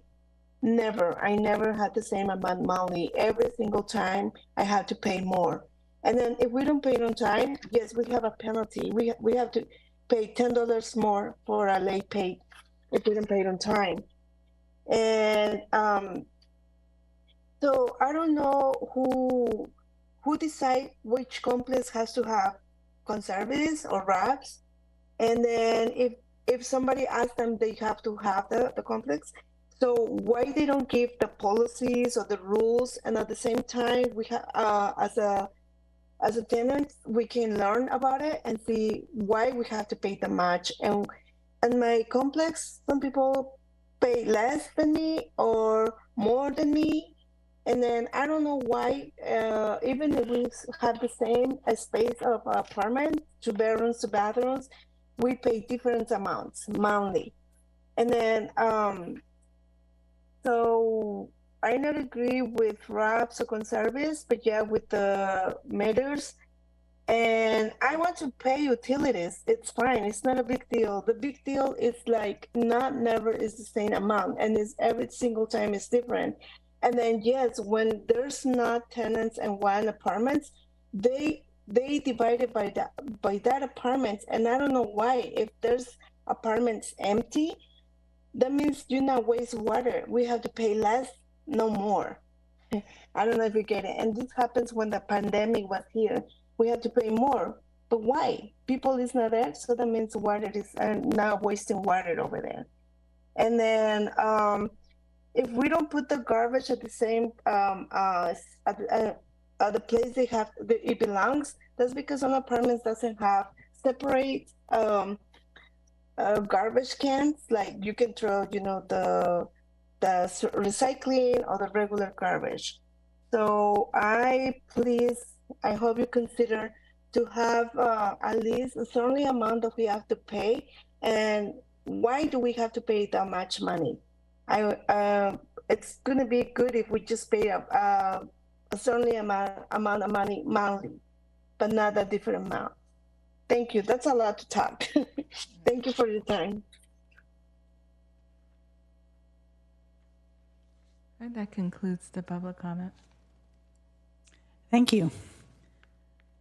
So, Rental Housing Committee, it is back to us now. I wonder if there are, you know, we've heard a lot of, we're all thinking about balancing acts as we go through this. I'm sure that there's no one here who wants to have less conservation of resources. We all support that. And at the same time, I think we all support, we want to implement the CSFRA, and we've got a spotlight shining right now on utilities, and utilities being part of rent. And then the AGA then, and you know, 1 increase per year would apply to that. So there's a bit of, you know, if we may feel like some of the, many of all of the landlords who have spoken to us who are in favor of RUBS, on the contrasting to that is our desire to implement the utilities being part of rent. So could we talk about that first and see if we have agreement about that? Would anyone else, Alex? Yeah, I actually have a question for council. Under the plain text reading of the CSFRA, would any fluctuation, no matter how small, be allowed above the base rent? Not if it's on a monthly basis, because there's only 1 rent increase permitted per year.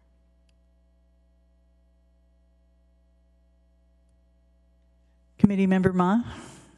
Does staff prefer straw polls on this, or do you want some kind of, how do you want feedback, I'm asking? How each one of you feels about each of the options? So we could have discussion, or, you know, we might do, I think we're motivated to go quickly.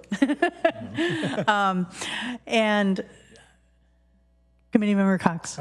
Just as far as the ground rules go, I mean, this is a study session, so we're not making a final deliberation here. So I think the key thing is people should feel free to give their comments tonight, knowing that we're not trying to get a consensus tonight, right? Okay. Although I think there would be certain efficiencies for staff if we do all agree on certain things. Correct. What if we try it with each of us saying some of our highlights and then doing another round after that, and then we're looking to staff to capture where we have consensus and disagreement. Okay. I gave it a lot of thought of how could there be rubs and compliance with the CSFRA, and allow variations with that possibility of like a max rent, or sorry, a max utilities, and as well as what the rent is. But then I started doing spreadsheets, and it just didn't work out because, or at least it didn't seem sufficiently valuable, because it kept getting to whatever your max utility amount was. If not in the first year, in the second year or the third year, you'd just be always charging every month what the max utility was. And if that's how it's going to go, I can't see the value in calculating something that has the same answer.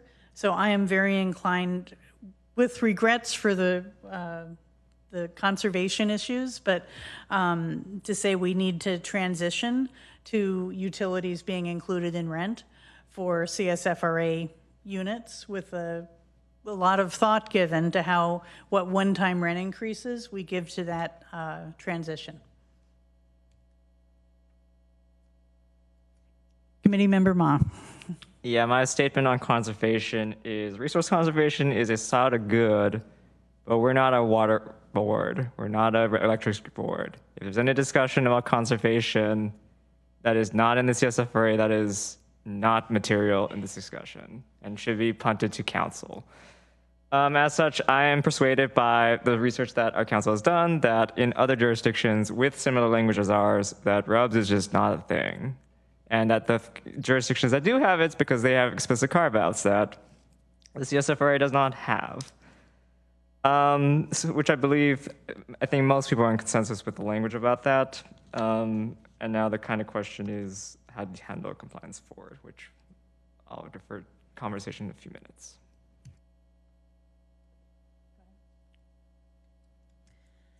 So I do agree with what the other committee members have voiced this evening. As I was listening to a lot of the arguments on both sides, three themes, of course, stood out to me, that they are guidance, transparency, and predictability. Particularly with transparency and predictability, those were two terms that came up on both sides of the aisle. So I think we have a vested interest in making sure that we are enforcing those in the regulations that we come up with, as well as protecting particularly our low-income tenants. Those are the parties that are most affected by RUBS as it currently is. And when it comes to guidance, I think about the parameters by which we administer RUBS. Transparency, we're looking at the visibility and calculations and the use of RUBS and notice, as well as education. And I think a lot of the fear comes out of not knowing exactly how it's working. And the predictability factors in less fluctuating in rent from month to month. For those reasons, I do agree with option 2A, about having that one-time increase and looking at the average of the charge utility costs over the past 12 months. I've said it before that RUBS as it currently is does not work, and I think that in order to best meet both sides, that this would be the best way to transition away from how it currently is. Okay. I'm not going to say anything that's too far out of what you heard already. I'm completely in line with what the staff is saying in terms of, you know, given the way the CSFRA is written now, it's just not, the way we're doing RUBS here is just not consonant with it, and that needs to change. So I appreciate the options going forward. Some of my concerns, my biggest concerns had to do over the issue of conservation. And I'm still bothered by the idea that you know, the conservants and the CAA and the landlords are all saying that this is an opportunity for conservation with RUBS, and that it would go away if we didn't have it. And yet we don't really have any data. I don't know where they got their data from, and we don't have data on the other side. But my general feeling about that is that if a person wants to make a case with data, they need to make a compelling case when show the data, show their work, and convince me that it's real. And, you know, that's why I think it's good that we're coming back, because I'm putting out that challenge right now, because I don't have enough data to be conclusive about that at this point.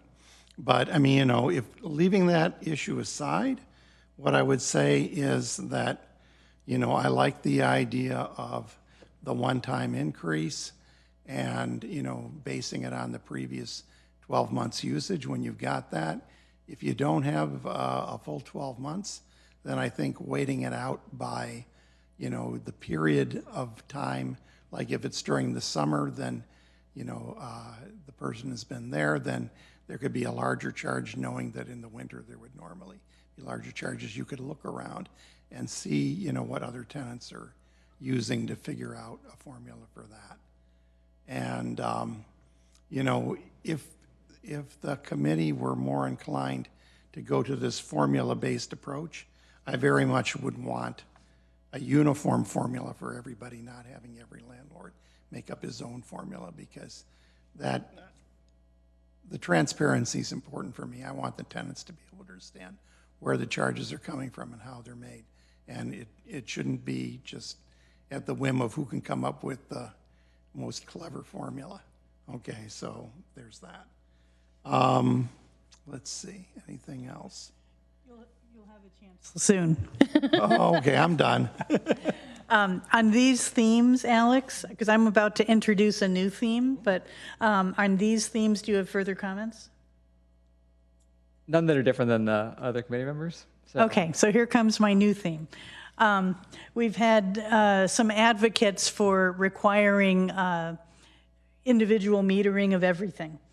And I love that, but I think it may be beyond our jurisdiction and cost prohibitive. So I am not inclined to support requiring, or I'm not even inclined to have staff support requiring individual metering. I actually had a question. Was staff presented with any quotes for sub-metering? Like have any property owners come to staff with what the cost would be? No, but we looked at other jurisdictions that did studies before that were kind of researched in the field, and that gave prohibitive numbers as well. Okay. And I would like to add that we'd be happy to see capital improvement petitions for any landlords who do choose to move forward with adding some more additional individual metering. So I've shared my comments that I'm generally inclined to accept that individual metering is not something we should be requiring at this time. Other comments? Kevin, then, so committee member Ma, Kieran, so just in order, you guys.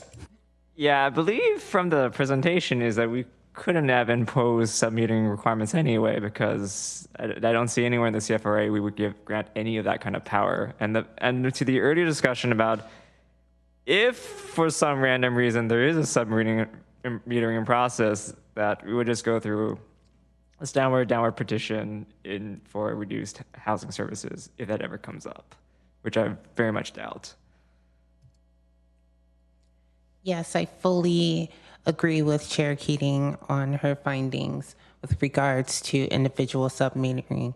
And I also want to speak from a realistic perspective that it is not realistic to expect landlords to cover 100% of utilities, nor is it realistic to expect tenants to cover 100% of utilities.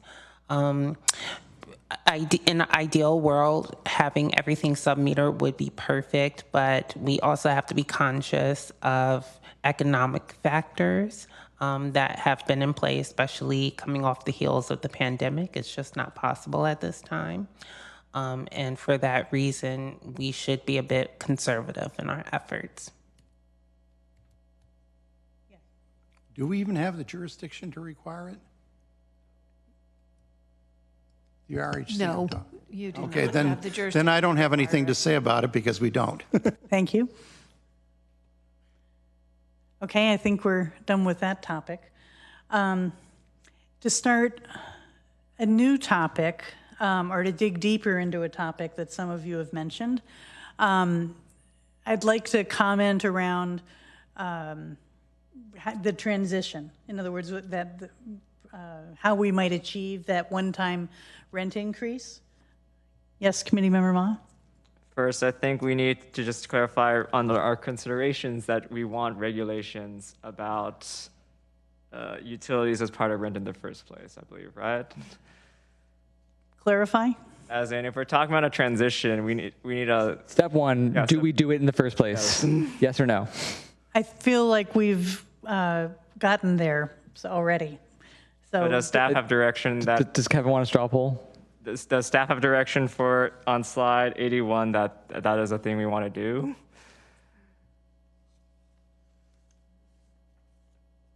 Yes or no? Yeah, so I heard that everybody would like to address the RUB situation. And so I think what Mr. Ma indicates is, do we all agree that staff will go back and try to come up with further details on how to write regulations on that? Well, more like for the number one of regulations, just to clarify that utility is part of rent.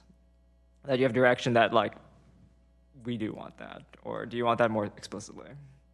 I think another explicit thing that perhaps I think we're all agreeing on is that we will become one more jurisdiction that does not allow RUBs for rent-controlled units.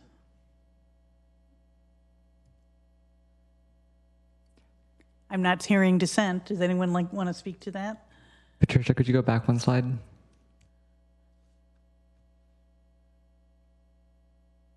Thank you.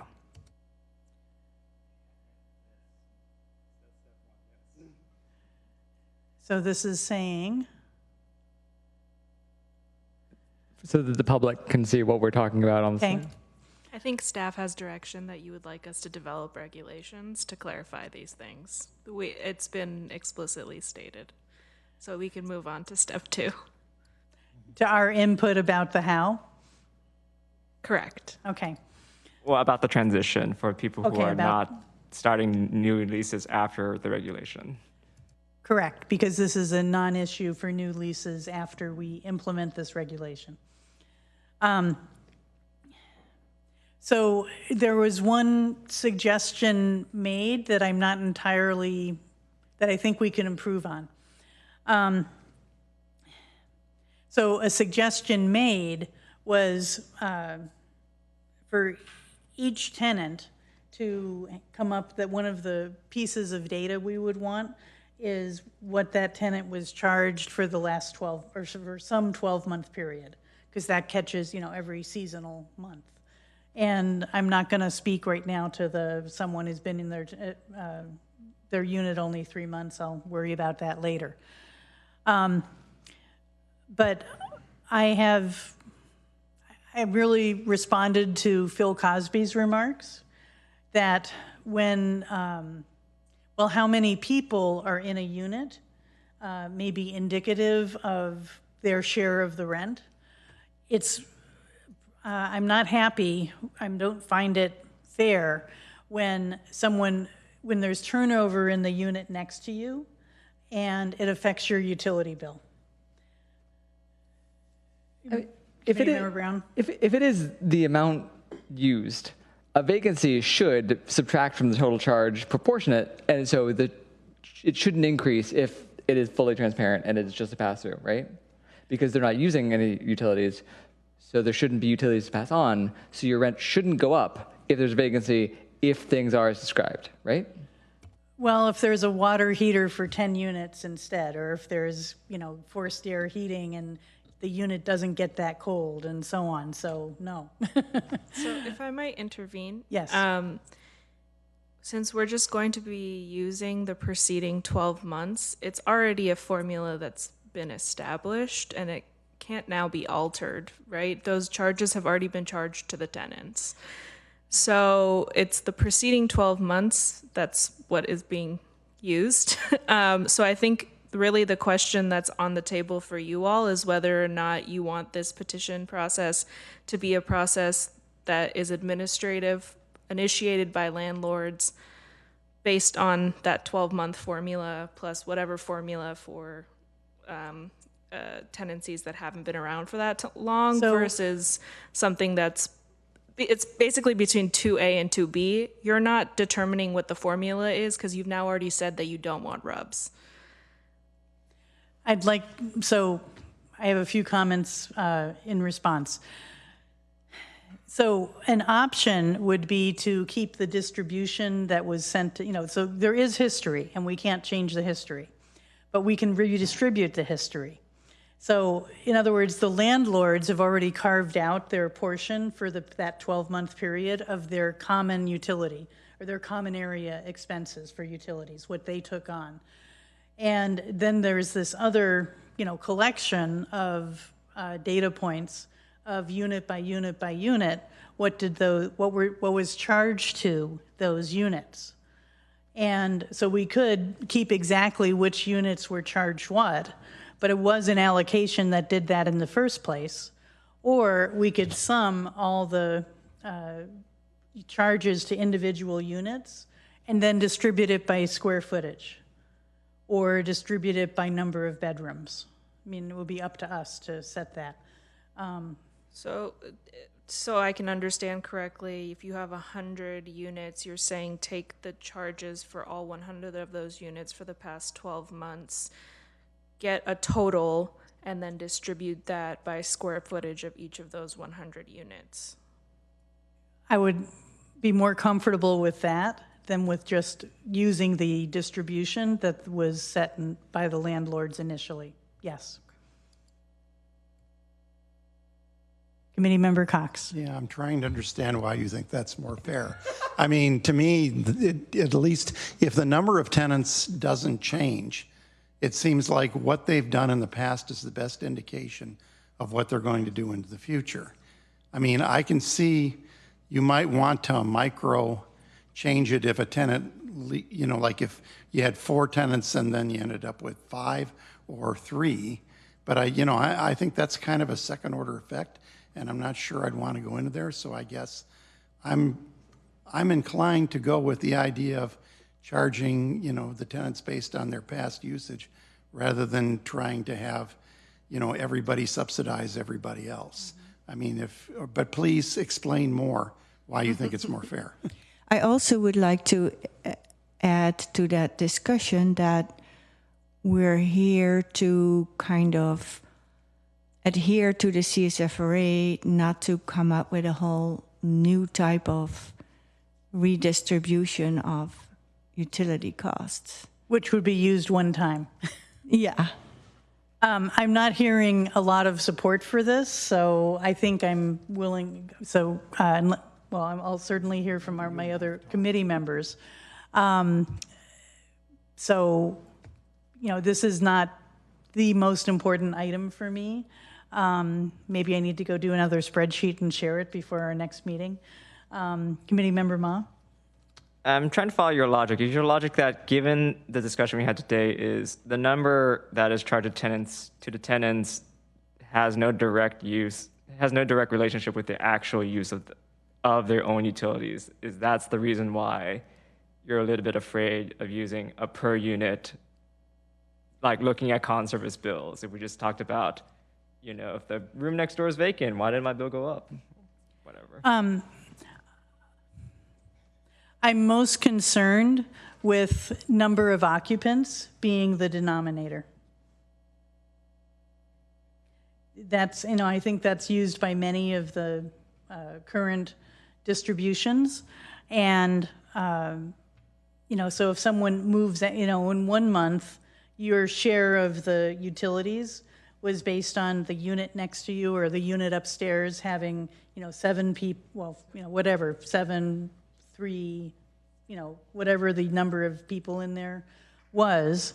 And then in the next month, that number goes down. So then your share of the trash can utilities just changed because of turnover in the unit. So I'm not fond, go ahead. So is it like your extreme case is, you know, a 5-unit apartment, for some reason someone just decides to heat everything, and then that just inflates everyone's bill. Is that the way you're thinking of, or? I think I need to go do my spreadsheets before next time. But it's more not about the usage, but about the distribution. And I like, you know, if you were doing square footage, then your share of the total bills would always be constant. If you were doing bedrooms over total bedrooms, then your share of the total amount would always be constant. But number of occupants in units varies from month to month. And so your share of the total is going to vary from month to month, not based on any change in your household, but based on changes in how many people are living in the other units. And I just think that's not ideal.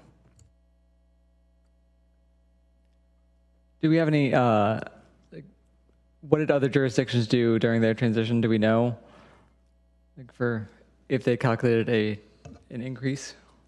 So I will note that your next meeting is not for us to bring regulations. So one thing we can do is research what other jurisdictions have done and bring to you all of the various options so that you can then choose from that menu or modify those rather than trying to make that decision tonight. And if we went with 2A and had a petition process, could we provide the lesser of and then a series of formulas that we think could be fair? I think we'd have to do a little bit more research to determine if legally we could do that, but that is a potential option, yes. Member Ma. I guess pulling to a side but related, for the talk about exclusion for cost of common areas, how would that be calculated? Like, is it like what Edie said, we just do like a big block for the big building, cut off a section for common area, and then distribute that to tenants? Or how did staff interpret that? I'd like to speak to that.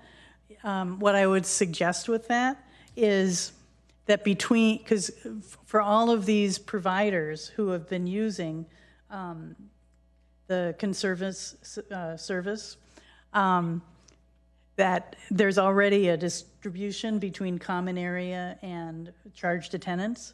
And so I think it will be simplest to keep that distribution, keep that split. So just for clarification, so currently the property owners decide what percentage they deduct from the common areas. You say keep that as is. Because I don't have any better idea of how to change that, and it would have in some ways, the agreement or it would be hard for the landlords, I would imagine, to argue with what they've already been doing.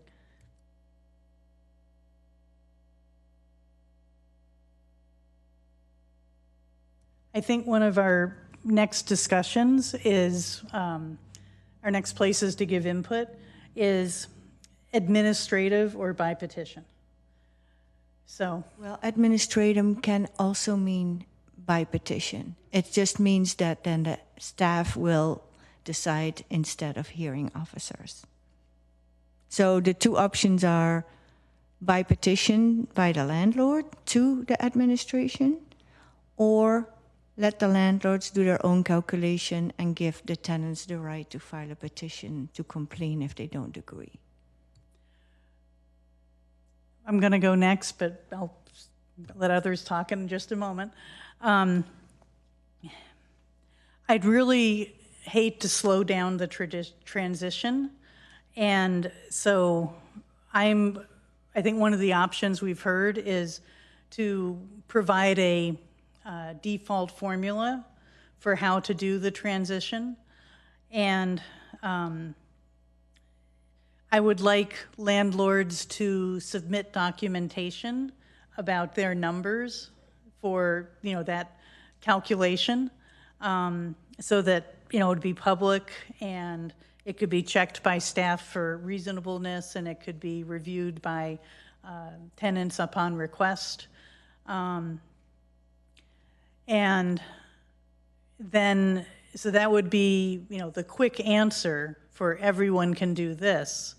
And then following that, I could see either landlords or tenants petition. So there would be, I don't know if you would call it a petition or not, but it could just be done and be in place until it was questioned. And if it ever got questioned in any way, then at that point it would be reviewed, but the data supporting the calculation, like utility bills or a report from Conservice or all of that, something would have to be backing up, at least a listing how many units and what type of unit or their square footage, whatever is relevant, to say, I guess it would be for each unit, here's how to calculate your one-time increase. That sounds like a petition. It's fine. That's language. I think what you're trying to say is they do submit it to the city, but we don't proactively look it over and see if the calculation is right. We just accept the information, and then when a tenant comes to us, we give that information and research or make the calculations if the tenant complains. I think there would be value in adding one piece, which would be a review by staff, but not like a definitive review that you would be an auditor and have to prove everything, but just, does this number of units match what you already have on record? And so we would not be looking at how they put the formula to work? I mean, it could even be a form where you would have it in your data, and it would just a submittal of information as opposed to us reviewing the information. I'm not giving you a clear answer. No. And other people want to speak, so let's hear the other people. So let's do the same order. So Kevin and, Committee Member Ma, and down the row. First names are fine. Can staff remind me, for MNOI petitions, that goes through a hearing officer, right? Any petition currently goes through a hearing officer who independently evaluates all the evidence submitted and makes the final calculation. Is it possible for, in a single hearing or single case in front of a hearing officer, to handle multiple tenants? As in like a landlord? They do a whole property. That's one petition. We do whole properties at once. Okay. So there's already a process for whole property conversions. And I feel like the MNOI is the closest equivalent I can think of a process like this, where it is about proving in this case, utility usage and how that goes. So I look to that as a. So the similar- only suggestion the staff made that in these types of cases, the staff could make those administrative decisions versus them all having to go to a hearing officer. Would this be the first administrative Correct. mechanism we've made? Yep. Okay.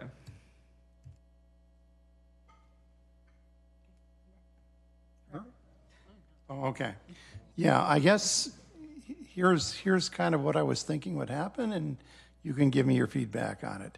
I mean, it seems to me that so when we look at the past 12 months of utility usage, I'm assuming that's something the landlords know. Is that right? I would suspect they're conservative. I'm asking staff. Yeah, Probably the tenants also know because they have their bills. Yeah. So just Okay, but not everybody, maybe somebody didn't save their bills or something like that, right? So I'm just wondering. Most landlords, I think, would have, mostly because they get the complete property bill every year. And then Conservice keeps and they good keep the tabs on information on the... individual. Yeah. I don't think that's a problem. Okay, so then, from my perspective then, saying that they have the information, as part of the registration process, they just fill out a spreadsheet for each unit with the number in it, and then, like somebody from staff would look it over to make sure that it looks right, and then that's just what it is, unless somebody wants to file a petition or something, beyond that. That's how I would guess. But I don't know, that's my thinking. I thought the clarification of this entire discussion is that we cannot actually pin down the utility usage of a single, unit. All the landlord has is the total, and then a formula to distribute over the individual units. They do have the actual bills For the total that are building. given to each of the tenants, and yes, those bills are a result of a formulaic calculation. Correct. But we have how much each unit paid in utilities. Yeah. And for clarification purposes, staff wants to mention that typically what we've seen is that tenants have access to a portal and can, validate and verify their monthly charges as well.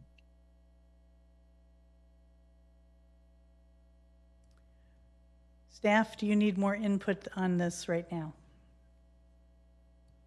If I summarize correctly, what I heard is that we will come back with more detailed information on how to clarify in regulations that utilities are part of rent and that RUBS would be contrary to or violate the CSFRA if continued as what is currently practiced.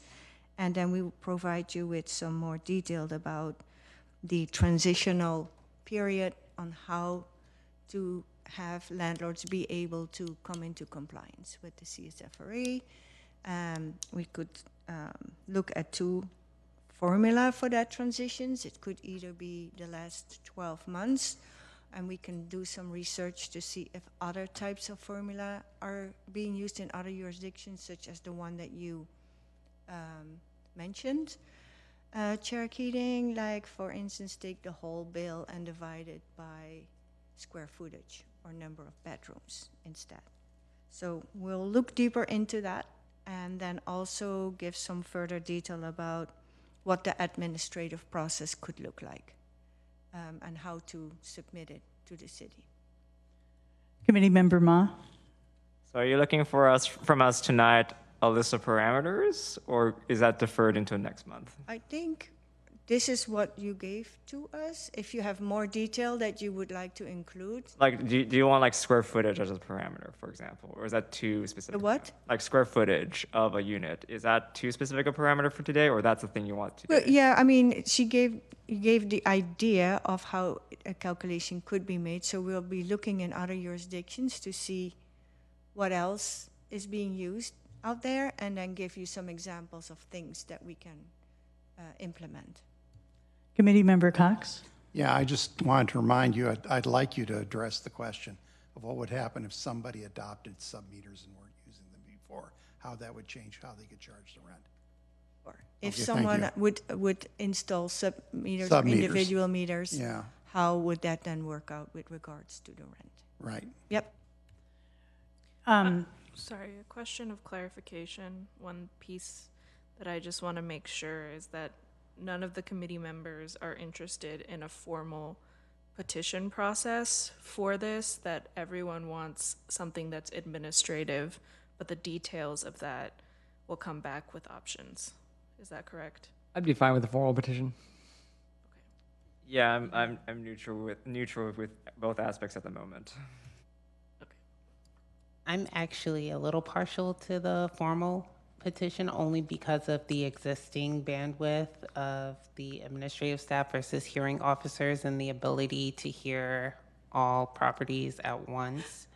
I like to give you the following information that if it's going to be a formal hearing, the work of the staff will be considered as well, because then we have to do all the preparations and set up whole procedures.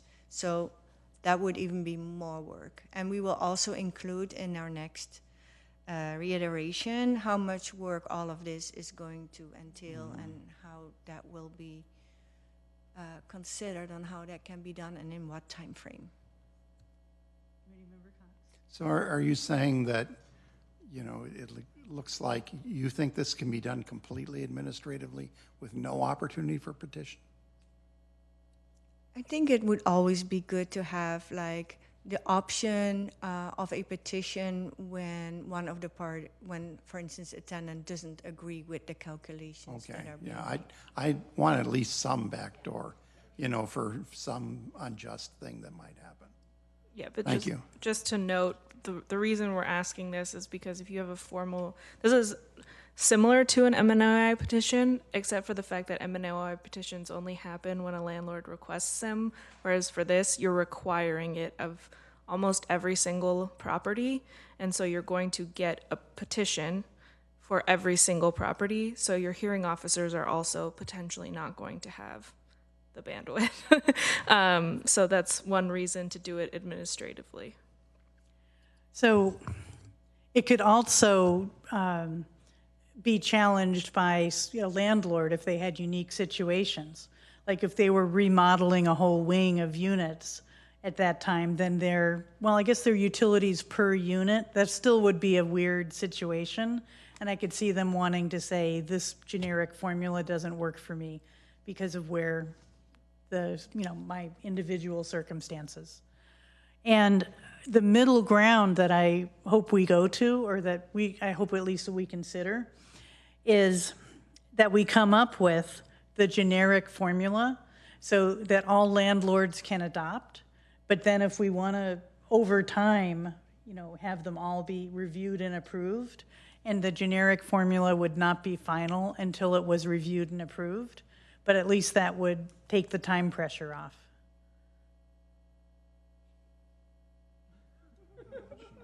I'm not sure what you mean, but I think you would have some issues in case there were errors made, because then you would get tenant petitions challenging them, saying I overpaid, or yeah. So I think that if you're going to do it administratively, it all does need to be sort of done at one time. So does that mean that property by property, that units couldn't transition from RUBS to the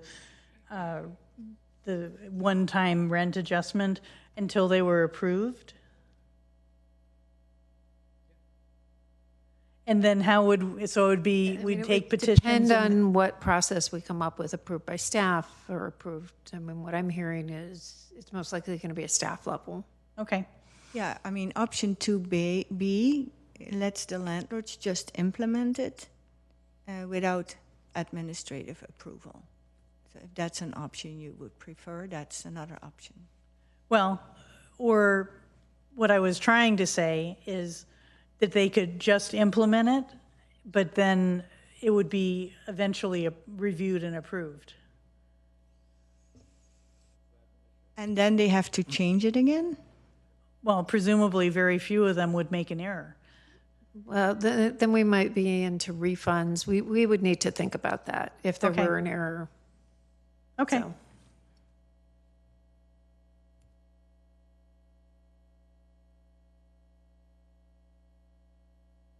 Committee Member Ma. Can staff summarize the direction you got from us?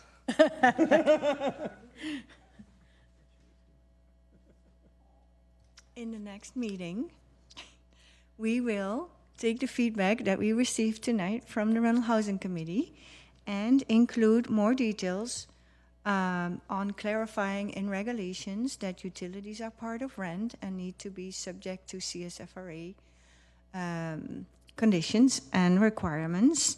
And then we will go into the options for a one-time transition. It sounds like we come up with either the 12-month history or another formula that might be present in other jurisdictions and give you some examples so you can choose which one would be most doable for this process. And we will come up with some suggestions on what the administrative procedure would look like, with an option always for either party to formally petition if they don't agree or if their property is under unique circumstances. Oh. Go ahead, Robert. Are we ready to end this agenda item for tonight? More than ready? And then for the rest of our agenda, would we like to move that to other future meetings? And is that possible? That's definitely possible, yeah. Go ahead. Is it possible that, you know, we could schedule another meeting to cover the rest of this, like between this meeting and the next officially scheduled one? Or is that not possible? Yes, you can. And in the extra meeting, you would like to do the financials and the quarterly data? Is that what you're suggesting? Yeah, I guess, let me ask, how long, any estimate on whether it would be finished in an hour? Oh, now? If we did it now. Whenever we do it. Yeah. Oh. It's 11:30. Yeah, an hour would be correct. Okay, well. Or one and a half. Go either way then. I mean, I would rather not put it off into the official meeting. I mean, not into the one on the 25th, because then how do we know that that's not going to also keep piling up and stuff like that? If we want to continue this, I think. It's funny when they say continue, it means stop. But anyway, if we wanted to not do it tonight, I'd want to get it done before the next scheduled meeting. So a special meeting. Yeah.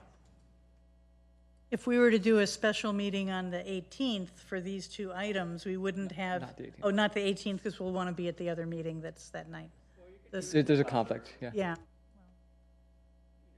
Okay, so. If you would like an extra meeting, you can pick any date you want. And then we will check if this room is available. Are any dates, do you want to schedule an extra meeting? Maybe for the 11th, can we do it? I like an extra meeting on a Monday. Yeah. And, you know, we could have these two items and some other item to, you know, if there is one that's appropriate. Shall we check September 11? I just want to raise, so you have two appeals that That's are for scheduled September for the 25th. 25th and the RUBS item. Yeah. It would be good if you could break those up if you're trying to look for shorter meetings, but I don't know that we could have the appeals ready by the 11th or the RUBS. That's true. So I So, don't think and we to have a can. meeting just to do the two reports Yeah. isn't going to shorten. Yeah, that's going to be short. We can't push it in. I mean, this needs to be done in a timely way, right? The two reports about the financials and the data are not mandatory approval reports. Those are informative reports. And they were Okay, but requested they're by the quarterly. RC. Don't they have to be done in the quarter? It was by request by the RHC. It was monthly at one point. All right. It's completely we asked.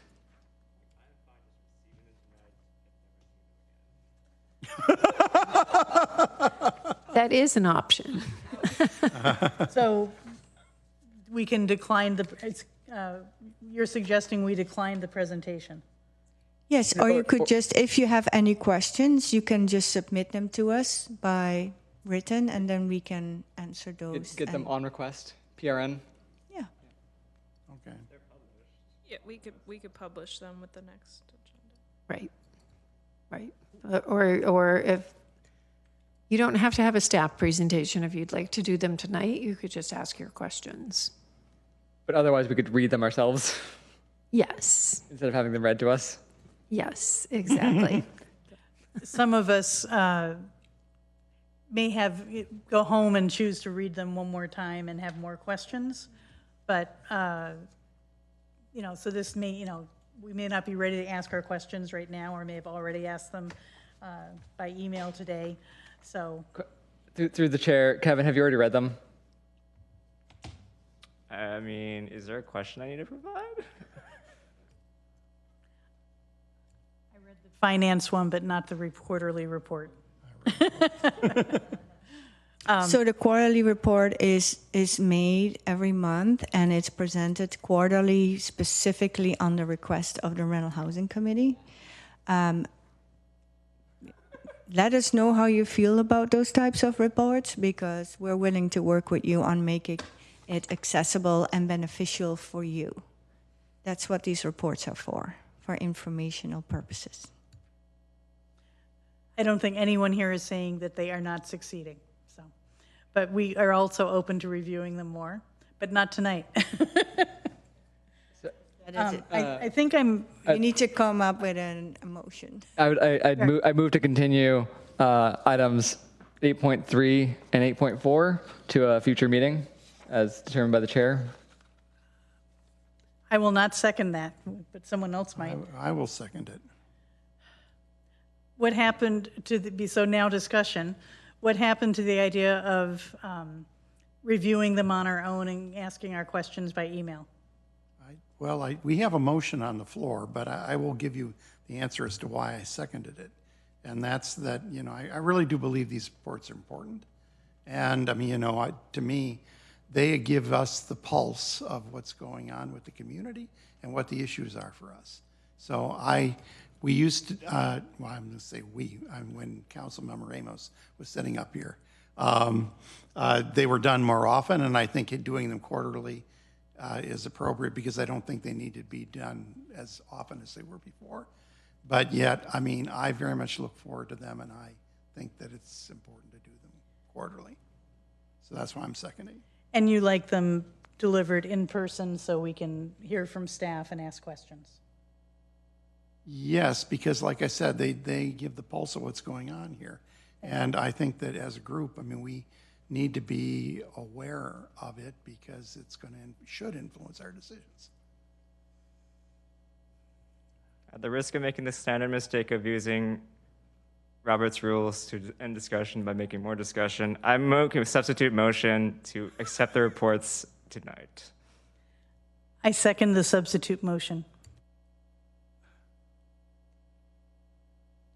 I always hated that in Robert's rules. So I would note that you use Rosenberg's rules now, but it's the same substitute motion. Thank you. I don't think Robert's rules has a substitute motion.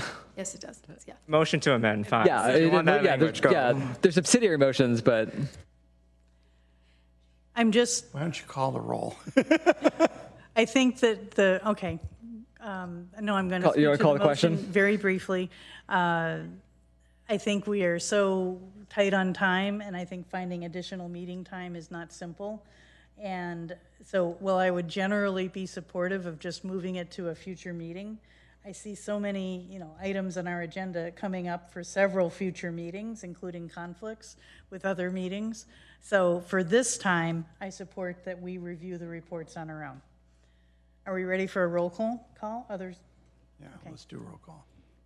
I'll begin with Committee Member Brown. No. Committee Member Madsen. Aye. Committee Member Cox. No. Committee Member, did I skip Committee Member Ma? Aye. Chair Keating. Aye. Motion passes. We 3 did votes have to a 2. controversial vote tonight. Okay. So are we going to listen to the staff committee reports and all that thing? Okay. No. We deferred 2 items, there's not item the number final 9. item. So I move to continue the meeting past 10 p.m. too late for that. Starting a new agenda. Can we go to agenda 9? Let's go to 9. Okay, so moving on to agenda item 9, staff announcements and updates. We'll hand it back to staff.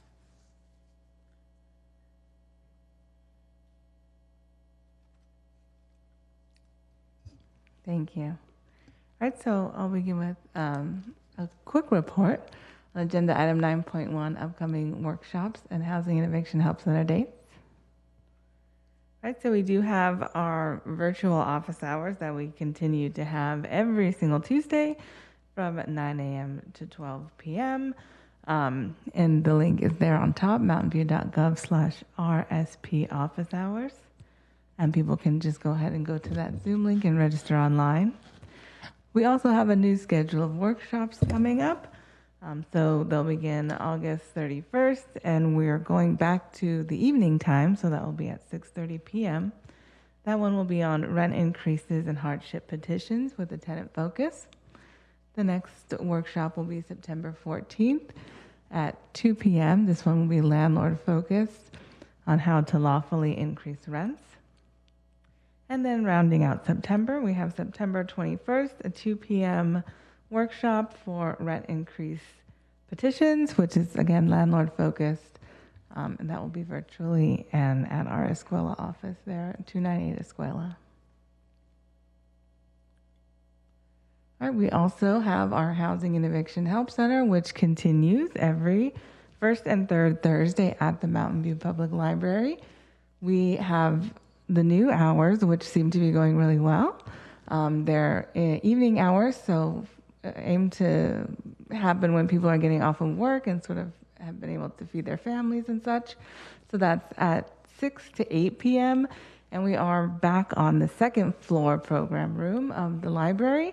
And these are in person and online. And people can join online at mountainview.gov/housing help clinics and get support on things like the city's housing programs. If you're a tenant and you receive a termination notice, if you're a landlord thinking about serving a termination notice, we can give sort of advice around those things. We do have legal resources who join us virtually and provide support. And we also have other support services provided by CSA and the county, where people can get information about food distribution, different types of financial assistance, our mediation services, homelessness prevention resources, and much more. Any questions about upcoming events?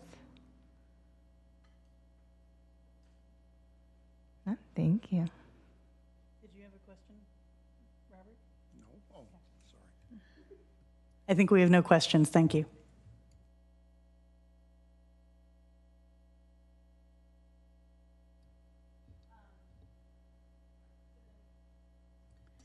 Then item 9.2 is our expected future agenda items for the Rental Housing Committee, and we've kind of been talking about these already.